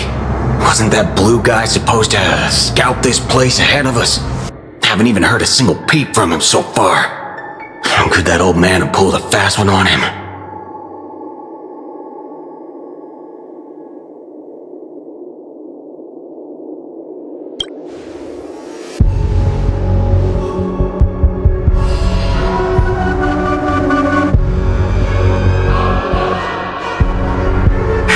Miss Note! I'm glad you're okay.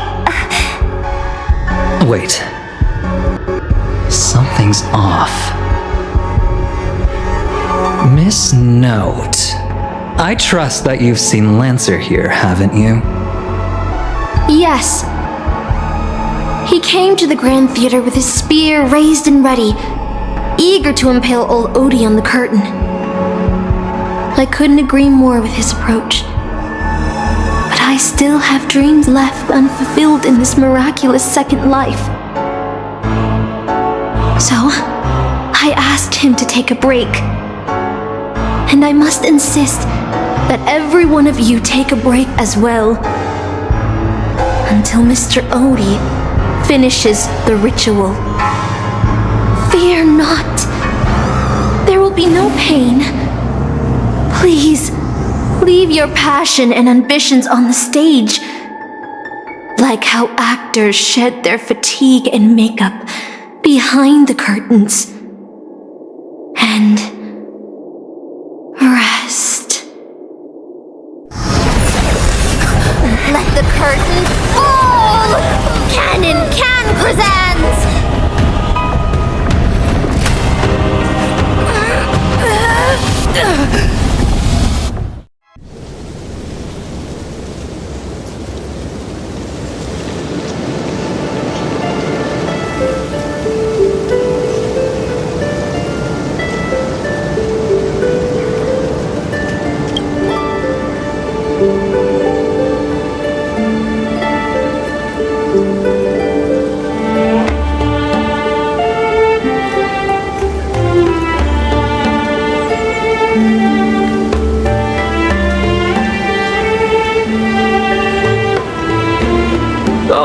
victorious. Here to draw the sword, aren't you?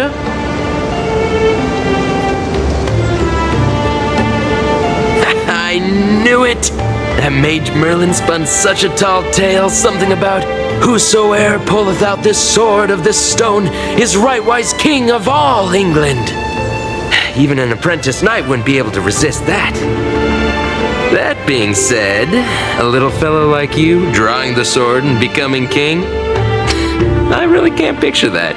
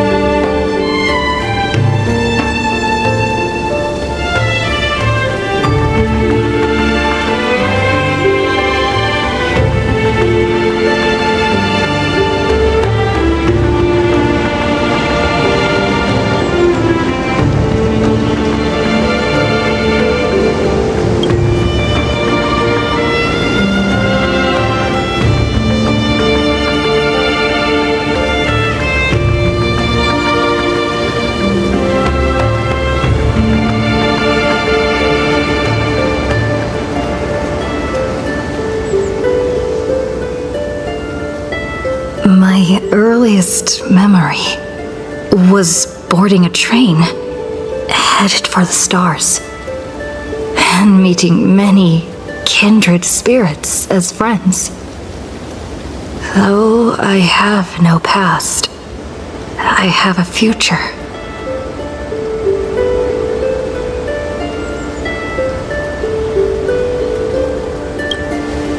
I'm really lucky.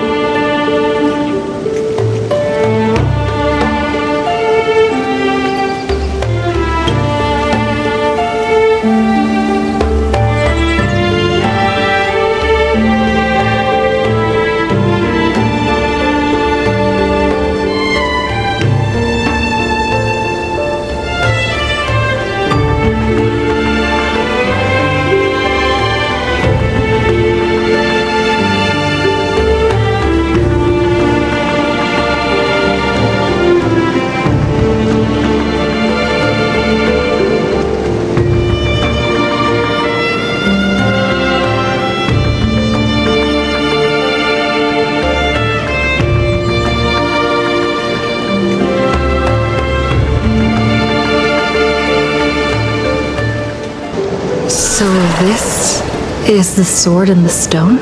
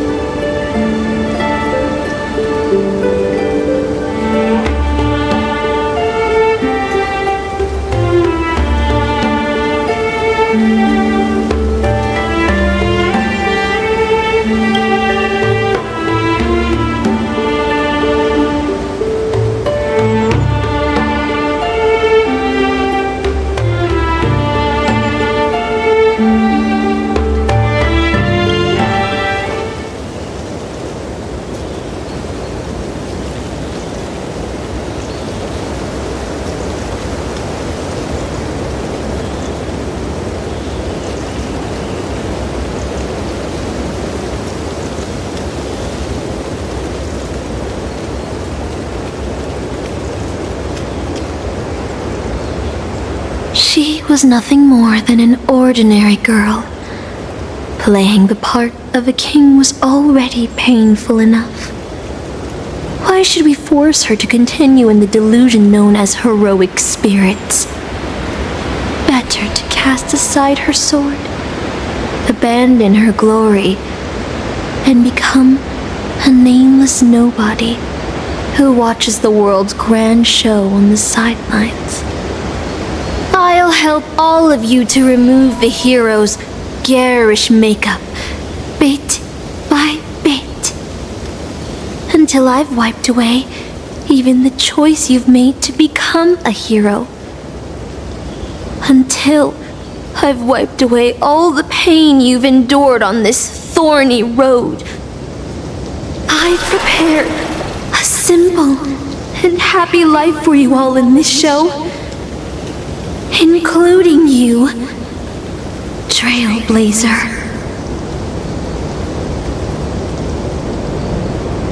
So, newcomer, are you staying?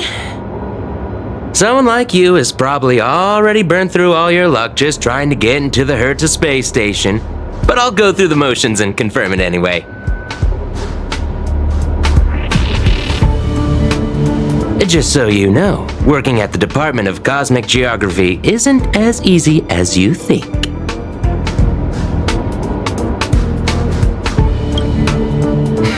Look, I thought I was pretty impressive too when I first arrived. But you'll be beaten into shape in no time. You're just a regular researcher on this station. No one's gonna even bat an eye at your so-called talents and smarts.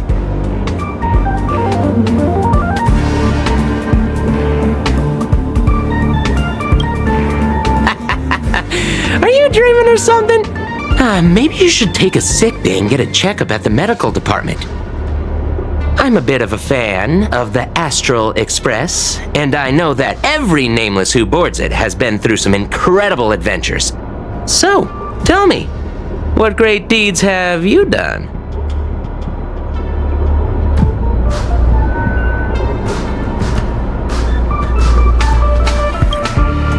Oh, I know what's happening now. The Department of Implement Arts imported a batch of dream bubbles. Loads of young, naive researchers have been wasting entire days in them, ignoring even their paid work. You probably ate too much of that Memoria too and thought those illusions were real. Why else would you believe you're a nameless aboard the Express?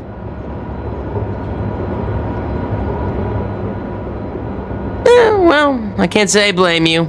I heard the Express did invite you to join them, but you turned them down. Are you regretting that choice now?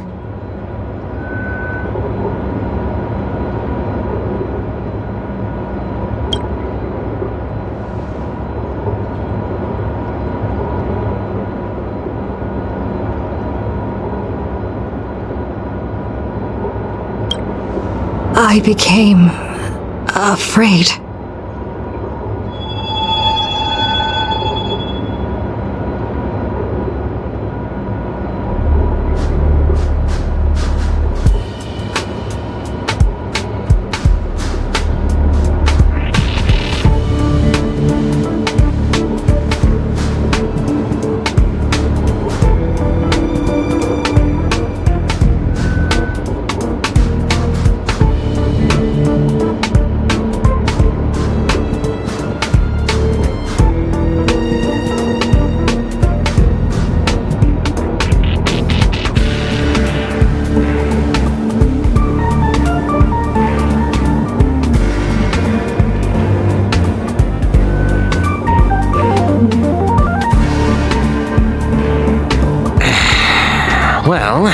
resume doesn't show any particular skills, so I'll start you off with some light tasks. Sort the Department of Cosmic Geography's expenditure report for the past 6 months, schedule research meetings for the upcoming month, collect project proposals from all levels of researchers. Yeah, that should keep you busy for a while.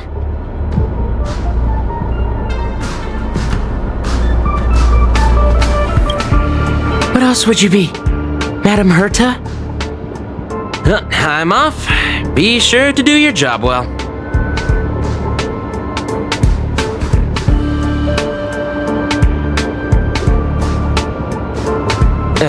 Yeah. Sometimes I regret picking the Geography of the Universe course when I was 14 and walking away from quantum history. I felt math was just too tough for me back then. But now I ask myself, would I still be stuck in this dead-end job if I made a different choice? No, come on. Don't worry about the what-ifs. Why waste time regretting a choice you've already made? Look at me. Things aren't so bad here, are they?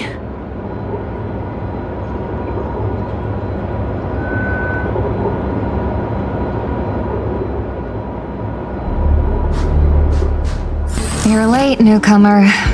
A few more system days of delay, and we'll miss the reimbursement deadline. I'll cut you some slack given that you're new. Now get to work. What a messy desk. Am I supposed to organize all this stuff? Where do I even start?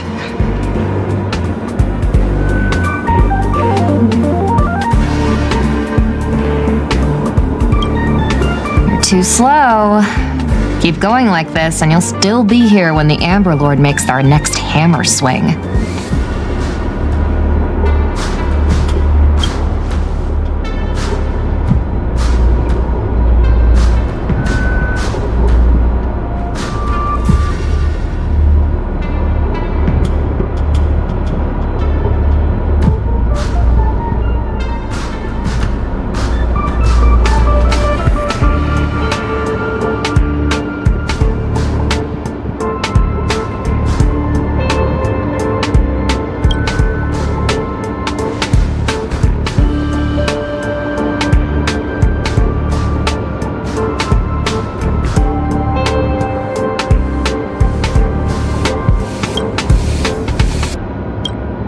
What are you standing around for?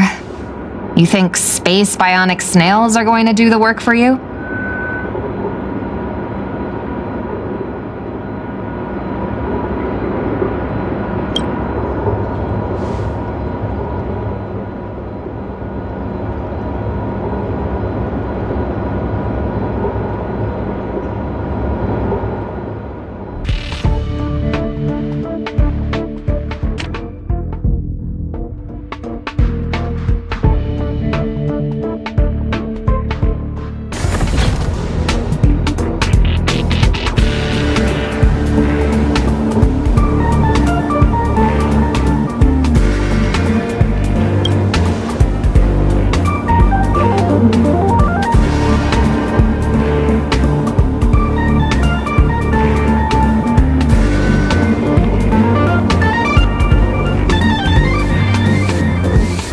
Come on, Uncle A.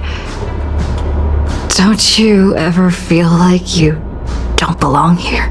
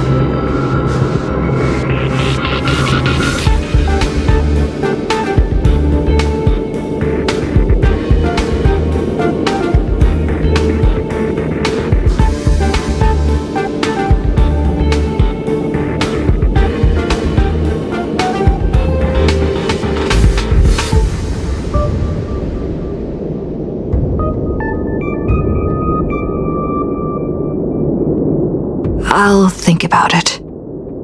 I'll make sure to give you my answer before the express leaves.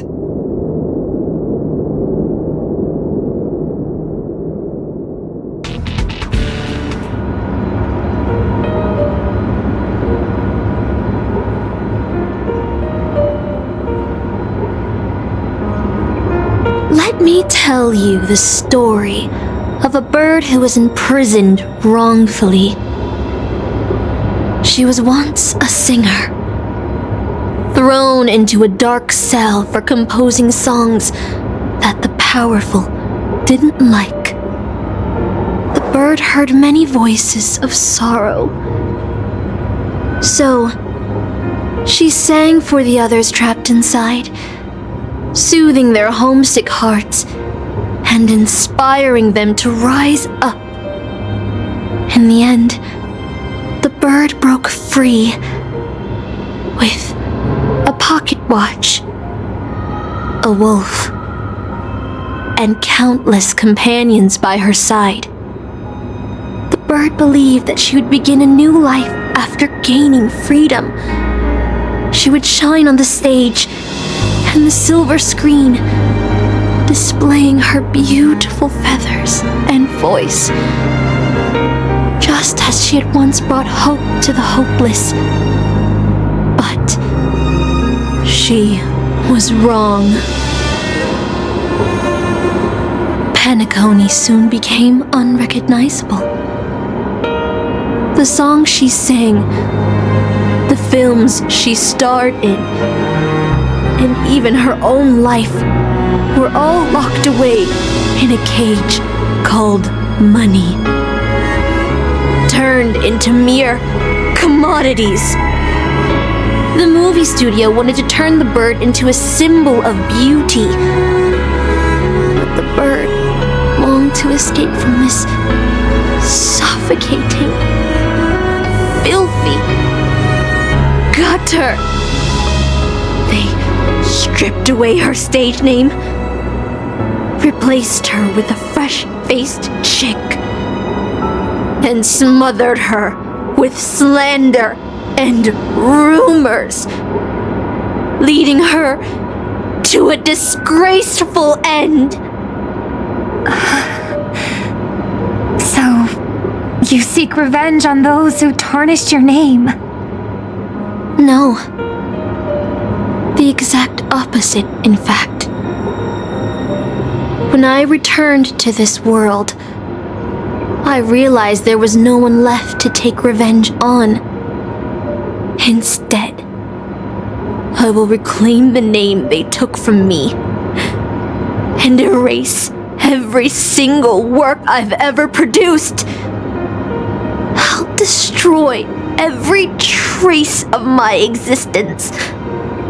As you know how it feels to be locked in a cage and have everything taken from you. So why do you still trap the masters and heroic spirits in your noble phantasm when they wish to end this Holy Grail war? Old Odie may be able to fulfill your wish, but the cost he demands is far greater. As someone born in the same era as him, you should know this better than I do. Ugh. Oti is nothing more than a parasite feeding on Penacony. Of course I won't trust him.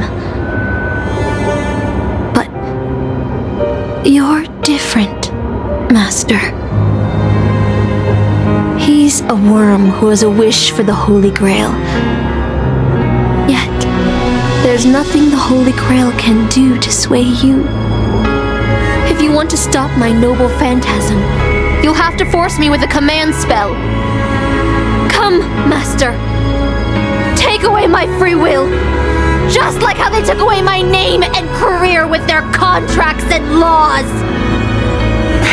You know I won't do that, Miss Note. Let's make a wager. I've never once gambled in my life. I bet that those masters and servants will not yield to your noble phantasm. even though you've stripped their identity as heroes. I trust them. I will wait and see.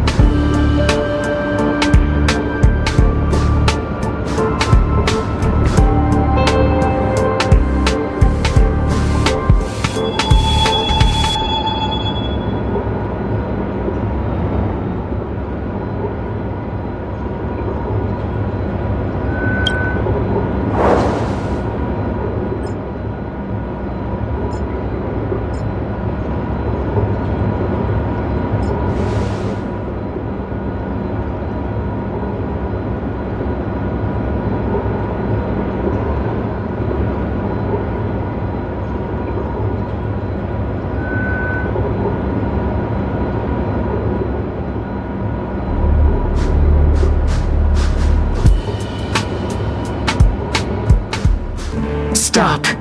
The future of a nameless is nothing but emptiness and despair. Do you think you're special? Think of Tiernan and Kelbeck, the nameless who were better than you. They were all consumed by the lightless outer space. never to return.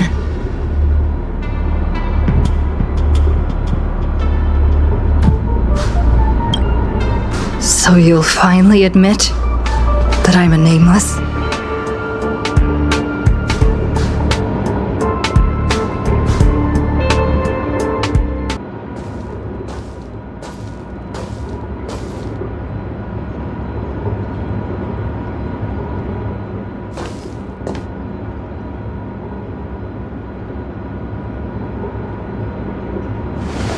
Would you still pull this weapon out?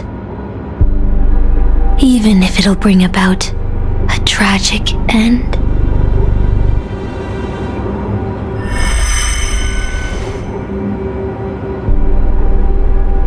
Which is why I've crafted such gentle dreams for you all.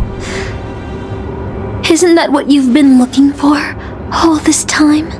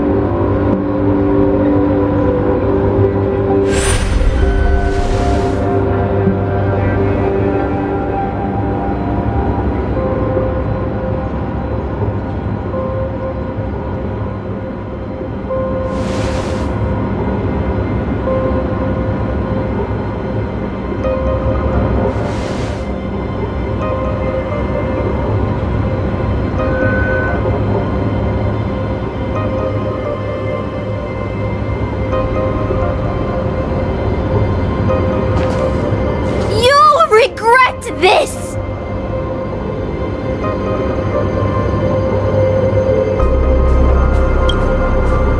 I'll never regret.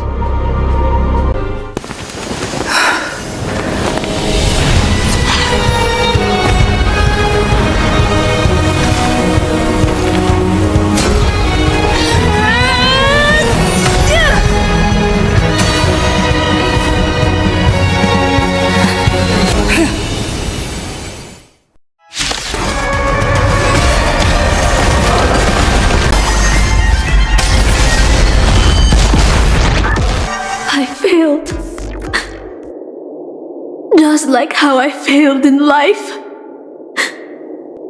This is a fitting end for a traitor. The performing arts had given you so much pain, Miss Note. Why did you choose to remain on Penacony's stage after leaving your prison? Because I still remember how the rough prisoners fell silent and the crying children smiled whenever I started to sing. Those small moments made me feel free, even in that iron cage. But Penacony has changed. After so many amber eras, it's become almost unrecognizable. And now, I am locked in this newly forged prison. Anyway, it's time to end this. A servant who betrayed their master has no right to exist. Then, as you wish. With the first command spell, I return your name to you. On behalf of Penacony, Asuna. Even if they have trademarked your name and stripped you of everything, that does not make you an unknown failure. Hold your head high, Mother of Iris. With the second command spell, I return to you the testament of your existence as a heroic spirit. Your death was what made singers and artists realize the need to reclaim their freedom and dignity for merchants. You are not some forgotten shadow. You are the founder of the Iris family, one of the 5 major lineages of Penacony. That's why you chose to borrow that name, isn't it? A figure shaped by your students and friends, by Maven and the Watchmaker. Miss Note, the one who sang freely in Dreamville. No more. I don't want to hear anymore. With the 3rd command spell, as your junior on the stage, I return to you your freedom as a person. Mother of Iris, you will no longer be controlled by anyone from this moment on. You will now only dance for yourself. This farce is nearing its end, but I hope you can step out of the Grand Theater before you disappear and meet Penacony's artists. You are still a hero to them, no matter the slanders your name bears.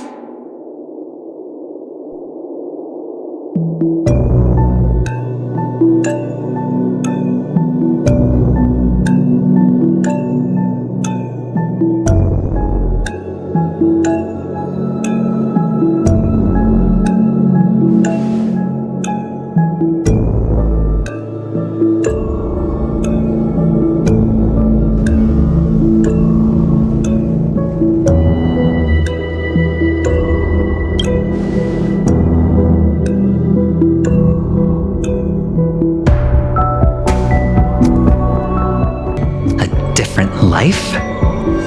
Penacony's dream bubbles are pure cancer. The Charmony Festival nearly killed me, and that servant's fantasy almost finished the job. So, where did you put you? I had a dream where I could never win. I got to live as an obedient serf and gave up on even the thought of gambling. Darn right. Quit gambling. That's quite the educational dream you had there. And you? Where'd she send you? Me? I had a long-awaited reunion.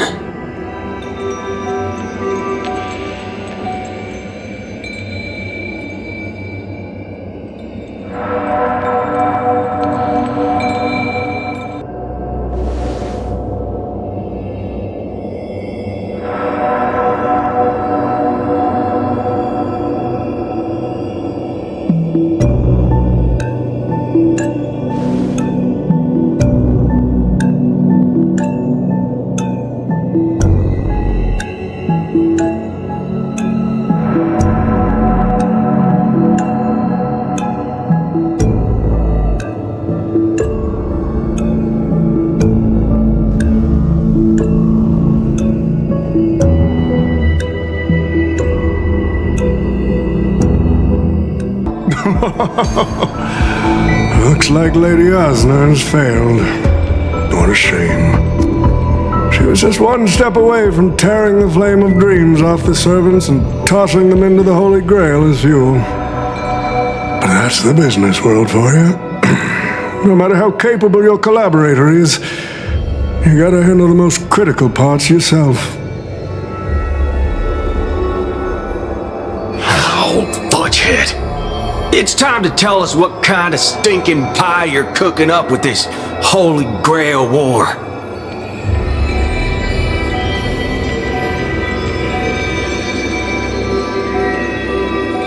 Oh, I've lived for 10 Ember eras already. As long as I give the word, my medical team can squeeze a few more years out of these old bones.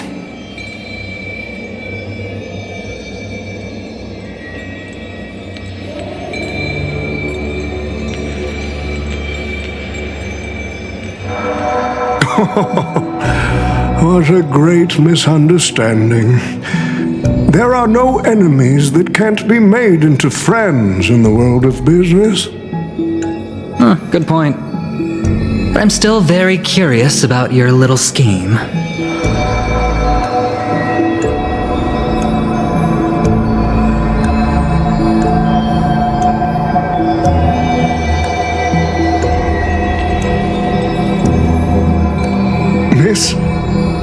what you're talking about is something only the Genius Society would obsessively chase after.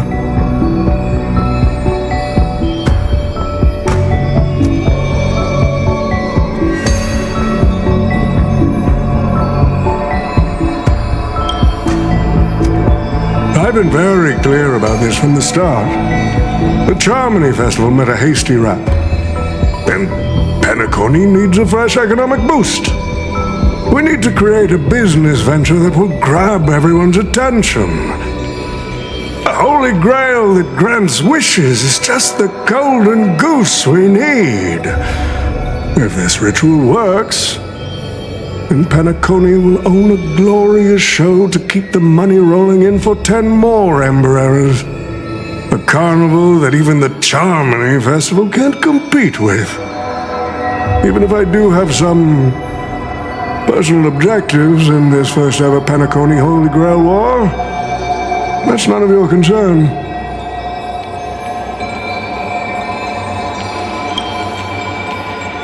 What I like is watching people swarm into Penacony, spending their entire fortunes just to buy a chance to enter the Holy Grail War. I like having alfalfa credits pour out of the Gilded Hour, entering the Cosmic Exchange. I like seeing my business rivals being crushed and manipulated, and then lose everything in the end. I like to acquire companies that I've never heard of, fusing them into my empire with a mere wave of my pen. The Golden Hour will set the prices for goods based on my desires, and the Blue Hour will craft Penaconian fashion based on my whims. Do you honestly believe Penacony was built on empty ideas like dreams and wishes? No. What truly underpins and supports this is what you deem crude. It's the unending flow of money.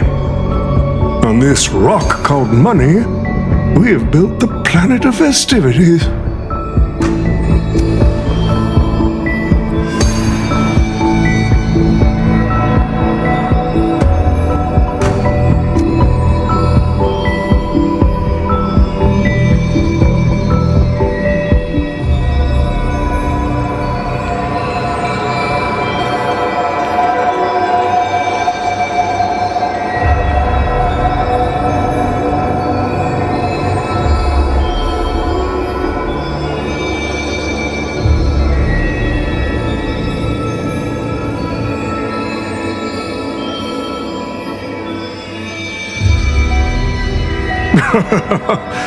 It seems you're all eager to prepare for my demise. But since there can only be one winner in this game, how do you plan to decide the victor after I bow out?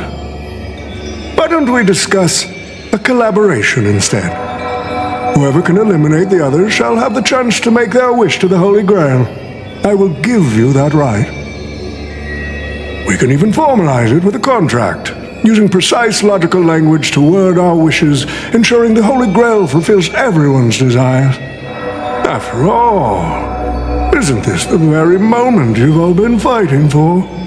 Masters and servants?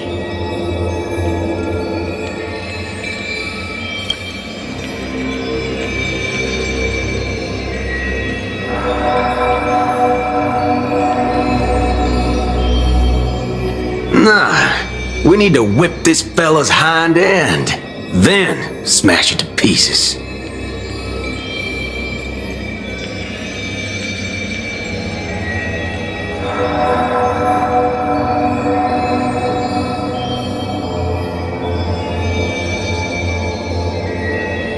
Well, I've already been the scapegoat once today, so I'll pass this opportunity to Mr. Odie.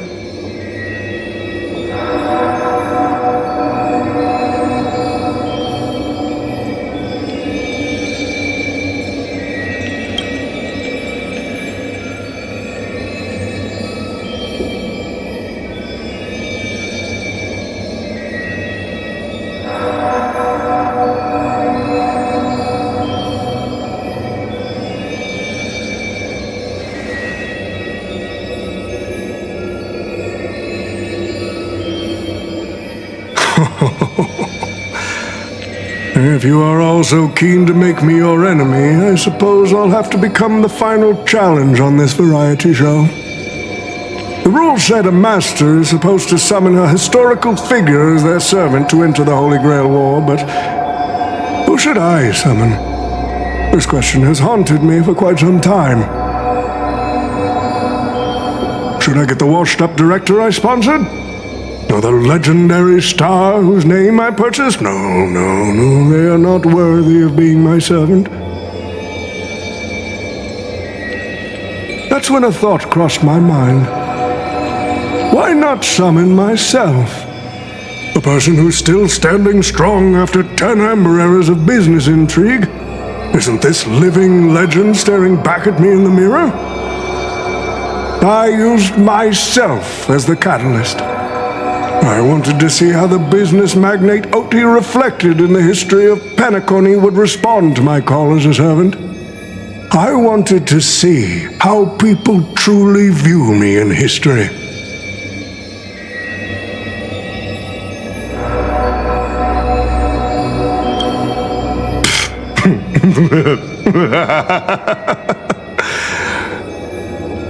The answer really hurts. To them, I'm nothing but a parasite, sucking out the sap of Penacony's oak from the top. A bug, madly devouring wealth.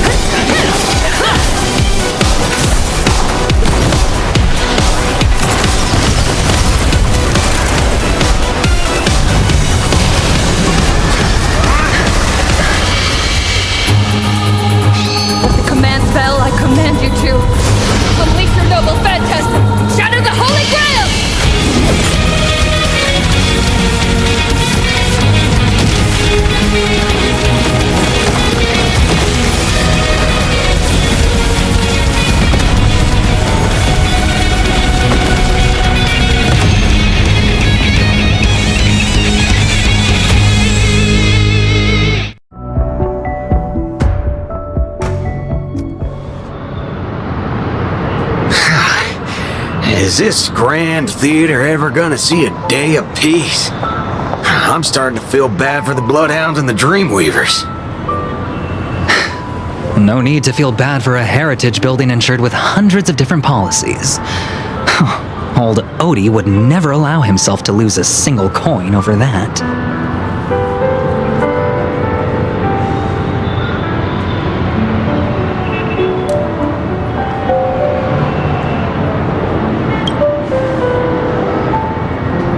Unfortunately, no master was harmed in the making of this show.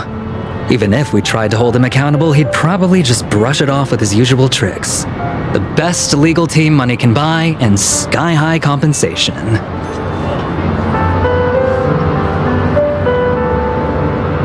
And I fear the Holy Grail War has already given him returns far beyond what he's put into it.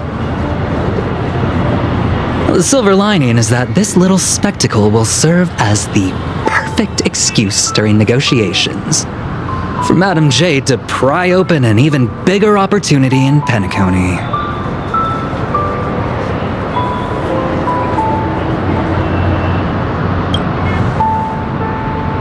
Mr. Scott's issues will be handled by the IPC. These Penaconian rules, stinking of money, won't keep me down. Lancer, let's go take care of that old budger.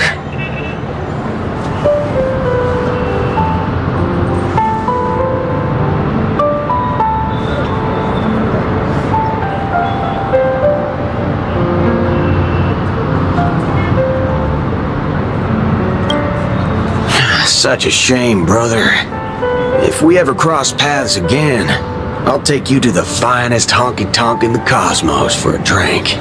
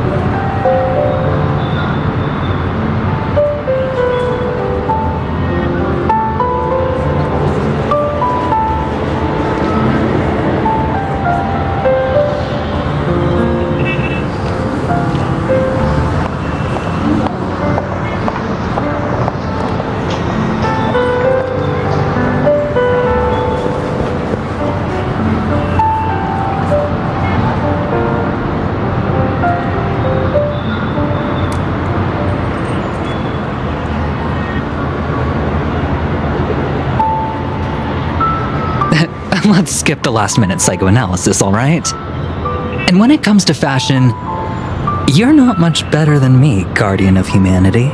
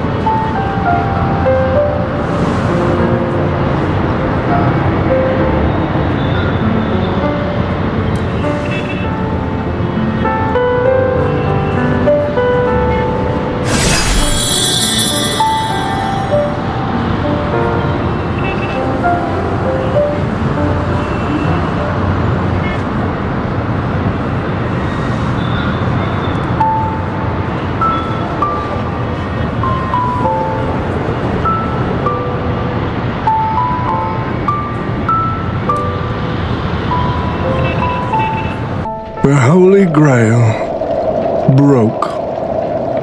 What a shame. People have pursued it, fought for it, made sacrifices for it, and died for it. Much like they did for our own Penacony. They poured their dreams into Penacony to shape the planet into what it is today. But the question is, has Penacony ever answered their dreams? Look at this Memoria singularity. 10 amber eras have passed. And out of those who once came here to build Penacony from the ground up, only one despicable old man is left. His friends, his enemies, they're all gone. I must confess to both of you, my wish has been granted. No matter how you see me, no matter how deeply we hated each other in the past, the Holy Grail has recognized your achievements and brought you forth as heroic spirits. Don't you think this is a rather unique reunion of old friends? It's unfortunate that Mikhail, that old rascal, couldn't be here to join us. Mr. Odie, your wish truly moves me. If I didn't know you better, I'd almost be swayed by your sweet words. A reunion of old friends. No, it's just another part of your business deal. Greedy? Or perhaps I should now address you as Mr. Rekha. Is the editing of the footage complete? That is such an important task, after all. I've cut out everything related to the participants' privacy and kept only the most thrilling parts of the Holy Grail War. It may not be an artistic masterpiece, but it should meet your commercial expectations. That'd be enough for me. You artists always aim to carve your names into art's annals no matter the cost. Too bad those who actually succeed are as rare as the winners of the Holy Grail War. I'm not like that. What else can truly measure the effort you've put in apart from cold, hard cash? The memory Memories of former heroic spirits are also worthy compensation. Memories of a flop director like Greedy? Do enlighten me. What worth do those hold? His memories are indeed positively worthless as a filmmaker, but when it comes to him as a person, those memories are treasures beyond compare. He has had his struggles, disappointments, and defiance, only to be reduced to another nameless nobody. That man is a symbol of the Penacony of his times, a most ridiculous clown and a most genuine hero. How could I ever miss out on a memory with as many facets as a veritable diamond? But now, I'm more curious about you, sir. You've spent so much money only to create such an unsightly mess. Aren't you worried you'll end up in disgrace like Greedy? A merchant at my age who still cares about dignity would be an absolute failure. Oh, in that case, my business here is settled. I'll take my leave. All right. It's your turn, Miss Hasna. I'll sign the declaration to renounce the trademark on your name and all rights to your creative works. Are you happy with that? Happy? Never. But if you don't carry it through, I'll squeeze your puny neck with every ounce of my strength until I disappear. I'll watch you take your last breath, even if I know it won't actually kill you. Goodbye, Penacony's most successful merchant. There's something I've always wanted to say to you. I wish you were already dead.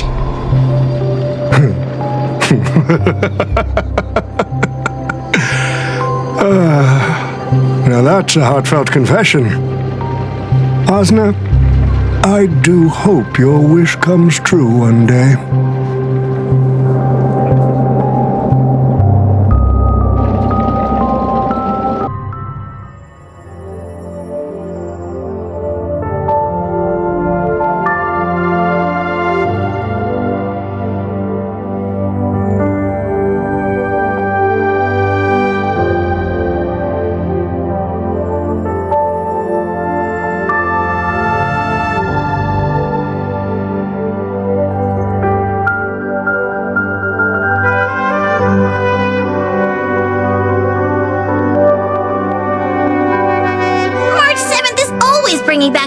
Curious things. One time she even brought back something called a raiding pistol, and it only gave Pom Pom a single point. Also, watch out for Himiko's coffee. It's the most terrifying beverage Pom Pom's ever encountered. But please don't ever tell her that to her face.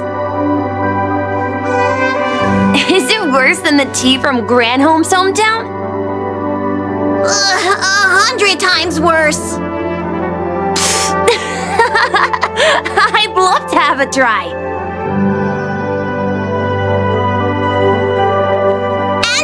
And that person is always dragging March 7th into trouble.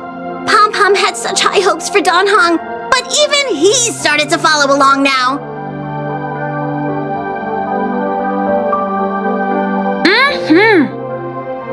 You passengers are all the same! Mikhail, you're spacing out again! What's going through that head of yours?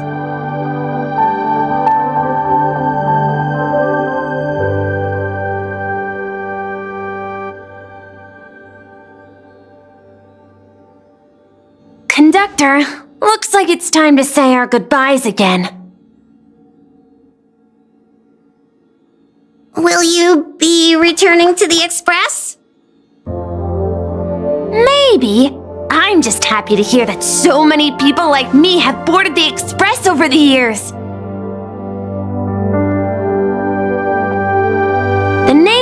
come and go. Some find a place they want to stay, while others keep moving forward. Just like the silver rails that never stop. That's the Astral Express. I'm sure the conductor's future will never be lonely.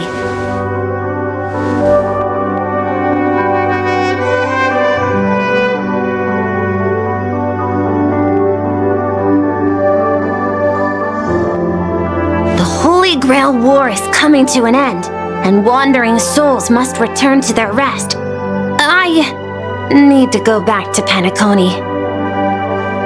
Mikhail, remember, whether you leave or stay, the Astral Express will always be the home of the Nameless. Pom-Pom will always be here, waiting for your return. It's a deal then, conductor. The next time the express stops at Penacony, please sound the horn for me, Rosalina, and Tiernan. If we can hear it, then we'll definitely come visit you. It's a promise.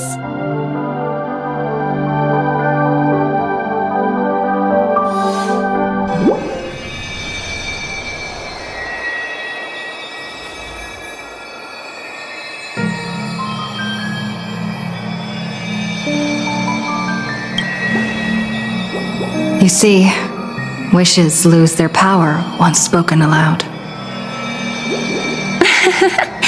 That does sound like something you'd say. Anyway, the first Holy Grail War orchestrated by Old Odie ended up being the last one. But the Dream Bubble movie, co-produced by Mr. Rekka and Dr. Edward, became a huge hit. Not only did it fill up movie theaters in Epsilon, it even created a new dream-chasing trend throughout the stars. Mr. Odie and the IPC's Penacony branch made quite the fortune from it.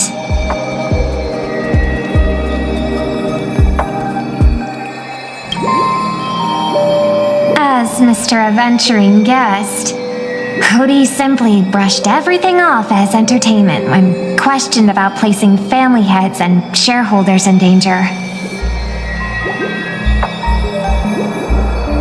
While compensation and lawsuits are inevitable, I suspect he already knew exactly what was coming, even before the Holy Grail was activated.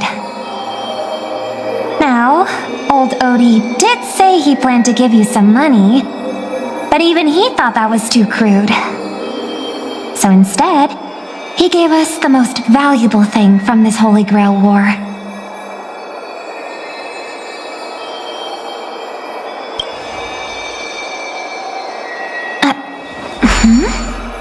There's something inside the Holy Grail.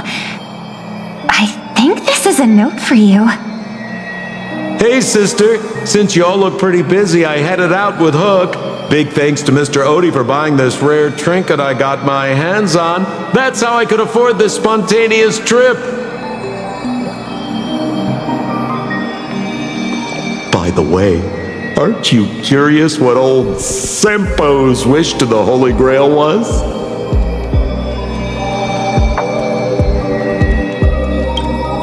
Well, I'm thinking you probably say, no. Aw, come on, sis.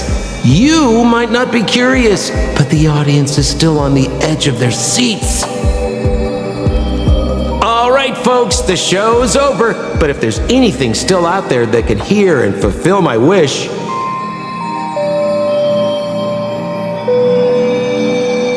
I wish for everyone in the world to be happy, joyful, free, and have their every desire fulfilled.